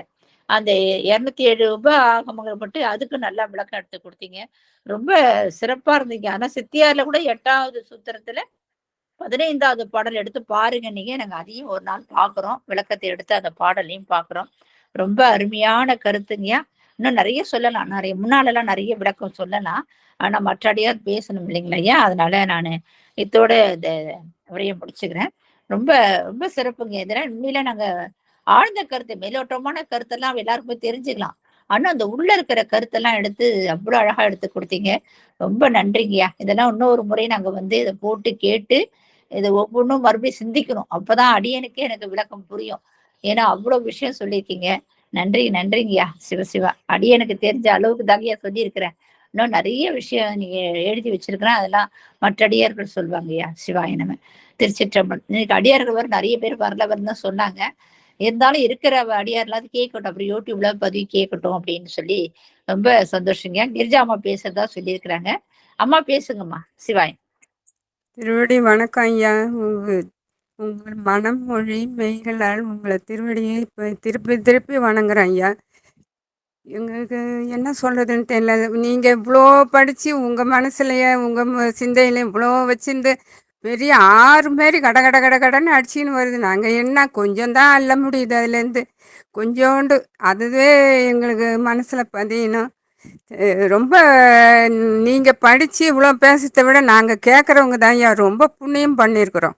ரொம்ப புண்ணியம் பண்ணியிருக்கிறோம். இந்த ஈசன் குடும்பத்தில் உங்களை மாதிரி வந்து இதை உங்களை வரவழைச்ச பிரேமாவுக்கும் உங்களுக்கு எங்களுக்காக நீங்கள் வந்து எந்த இதையும் எதிர்பார்க்காம வந்து சொல்கிறதுக்கு திருவடி வணக்கம் ஐயா. நிறையா உணர்ந்திருக்கோம், கொஞ்சம் கொஞ்சம் எழுதி வச்சுருக்கோம். நீங்கள் சொன்ன அளவுக்குலாம் முடியவே முடியாது எங்களால். எங்களுக்கு அந்த அளவு அறிவு இல்லை. ஒன்றே ஒன்று தான் ஐயா நினைக்கிறோம். ஈசன் பேரில் அன்பு. எந்த வேதமாக இருந்தாலும் அந்த ஆகமமாக இருந்தாலும் ஈசன் தான் எல்லாமே பொருள்ன்றத ஒன்று உணர்ந்திருக்கோம். அது மட்டும்தான் என்னால் சொல்ல முடியுது ஐயா. திருவடி வணக்கம் ஐயா. திருச்சிற்றம்பலம். நன்றிங்கம்மா. சார்பதி அம்மா பேசுங்கம்மா. சிவாய். சிவாய் நமம்மா. திருவடி வணக்கம் ஐயா. அறங்களை ஓதிவிப்பது விதிப்பது வேதம்னு சொன்னீங்க ஐயா. அந்த வேதத்தை ஓதி நம்ம பெருமானடி சேரணும்னு சொன்னீங்க. அது எப்படின்னா, வேதமாகட்டும், அந்த வேள்வி ஆகட்டும், அந்த வேள்வியில ஓதுற வேதமாகட்டும், எல்லாமே நம்ம பெருமான் தான் இருக்கிறாருங்கிறத இதுல இந்த பாட்டு மூலமா தெரிஞ்சுக்கிட்டேங்க ஐயா. அப்புறம் கரு கரு உருவாய் நின்ற கண்ணனும் ஆமே. அது கண்ணன் இல்ல, கிருஷ்ணர் இல்ல, அது நம்மளோட முக்கண் உடைய சிவபெருமான் அப்படின்னு சொல்லி அதை சொன்னீங்க ஐயா. அதுவும் அதுல தெரிஞ்சுக்கிட்டோம். அப்புறம் சித்துனா உயிர், அசித்துனா உடல். சித்தாகிய சிவபெருமான், நம்ம அந்த உயிர்ல நம்ம சிவபெருமான நிறுத்தணும். அந்த உடல் ஜட பொருள், அது நமக்கு தேவையே இல்லை. சித்து பொருளான சிவபெருமான நம்ம நினைச்சு நம்ம அவரோட திருவடி பேரு அடையணும் அப்படிங்கறத அந்த பாட்டுல நல்லா சொன்னீங்க ஐயா. அதுவும் புரிஞ்சுது. அப்புறம் ஐயா, 28 ஆகமங்கள் இருக்கு. அத 66 பேர் கேட்டாங்க. அதுலயும் ஃபர்ஸ்ட் 10 பேர் நேரடியா கேட்டாங்க. அவங்கதான் சிவனடியார், சிவபெருமான். அததான் நம்ம சிவபோகம்னு சொல்றோம் அப்படின்னு சொன்னீங்க ஐயா. அதுவும் நல்லா புரிஞ்சுது. அப்புறம் அந்த 28 கோடி லட்சம் 100,000 அந்த இதை 66 பேர் கேட்டிருக்காங்க. அதை நானும் கேட்டு அதை நான் அடைவேன் அப்படின்னு சொல்லி திருமூலர் சொல்றதா சொன்னீங்க ஐயா. அப்புறம் யார் யாரு கேட்டாங்கங்கிறதையும் அப்படியே நல்லாவே தெளிவா சொன்னீங்க ஐயா. இதுல லகுட ஆகமம் அதுலதான் நம்ம சிவபோகத்தை தர்றது அந்த லகுடம். அந்த ஆகமம் நம்ம சிவபோகம் தருவது, அதுதான் அதுன்னு சொன்னீங்க ஐயா. இதெல்லாம் குறிச்சு வச்சோம். இப்ப என்னன்னா, ஒரு இடத்துல வேள்வி நடத்துறாங்க, அதுல வேதம் ஓதி வேள்வி நடத்துறாங்கன்னா, அங்க நம்ம காசு பணமோ பொருளோ அதை எதிர்பார்த்து போய் அந்த இடத்துல நம்மளும் போக கூடாது, அவங்களும் அதை நடத்தக்கூடாது. அந்த இடத்துல ஈசனோட பெருமையையும் அவரோட அருளையும் நம்ம தெரிஞ்சுக்கணுங்கிறத இதுல நல்லா தெளிவா சொன்னீங்க ஐயா. காசுக்காக எல்லாரும் பாடுறாங்க, பாட்டு பாடுறாங்க, இது பண்றாங்க அப்படின்னா, நம்மளோட காசு இல்லாம சிவபெருமான் அடி அடையறதுக்கும், ஈசனோட பெருமையை சொல்றதுக்கும், அவர் அடி செய்யறதுக்கும் நம்ம தேவாரமும் திருவாசகத்தை தவிர வேற எதுவும் இல்ல அப்படிங்கிறதையும் இந்த பாட்டு மூலமா எல்லாத்தையும் சொன்னீங்க ஐயா. சிவாய நம்ம. திருச்சிற்றம்பலம். சிறப்புங்க. இந்த ஈட்டம் இடம் சென்று இகழல் உற்றாரே அப்படின்னு ரொம்ப அழகா எடுத்து கொடுத்தீங்க. என்ன செய்யறோம் நம்மனா, பணம் தான் பெருசு, அதான் வேணும், நமக்கு ஏதாவது நம்ம இந்த பையனை அனுபவிக்கணும்ன்றதை மட்டும் ரொம்ப அழகா எடுத்து இந்த வரி ரொம்ப உண்மையிலே மனசு தொட்டுச்சு. இது ஒரு விரதமே கிடையாது, இதெல்லாம் விரதம் இல்லாதவர் தான். என்னது பணம் நெறிப்பட்ட வாழ்க்கை தான் அதெல்லாம். ஆனா அந்த கருத்தை நீங்க ரொம்ப ஆணித்தரமா எடுத்து விளக்கம் ரொம்ப சிறப்பா கொடுத்தீங்க. ரொம்ப நல்லா இருந்தது. ஆனா அந்த ஆகமம் தான் ரொம்ப விரிவா எடுத்து கொடுத்தீங்க. இந்த 28 ஆகம் மட்டும் சொல்றதும் இல்லாத, யார் யாரு கேட்டாங்க, அது என்ன சிறப்பு, அதுக்கப்புறம் ஒண்ணு சொன்னீங்க, அந்த 207 உபக ஆகமங்கள்ன்றது அதையும் குறிப்பா ஓரளவுக்கு எடுத்து கொடுத்து சொன்னீங்க. ரொம்ப நிறைய விளக்கம். இந்த மாதிரிலாம் எங்களுக்கு உண்மையிலே தெரியாது. இந்த பாடலுடைய விளக்கம்லாம் மேலோட்டமா தான் நாங்க தெரிஞ்சுக்கிட்ட தவிர உள்ள ஆழ்ந்த கருத்துலாம் நிறைய விளக்கம் எடுத்து கொடுத்தீங்க. ரொம்ப நல்லா இருந்ததுங்க. இன்னொரு மாதிரி நாங்க திருப்பி கேட்கணுங்க. கேட்டாதான் அது உண்மையிலேயே புரியும். ரொம்ப ஆழ்ந்த கருத்தெல்லாம் அந்த கேட்டாதான் நமக்கு விளக்கம் ரொம்ப நல்லா புரியும். ரொம்ப நல்லா இருந்ததுங்க. நன்றிகளை தெரிவித்துக் கொள்கிறேன் ஐயா. சிவாய நம்ம. மற்றடியார் பேச வாய்ப்பு உண்டு. யார் பேசுறீங்களோ பேசலாம்.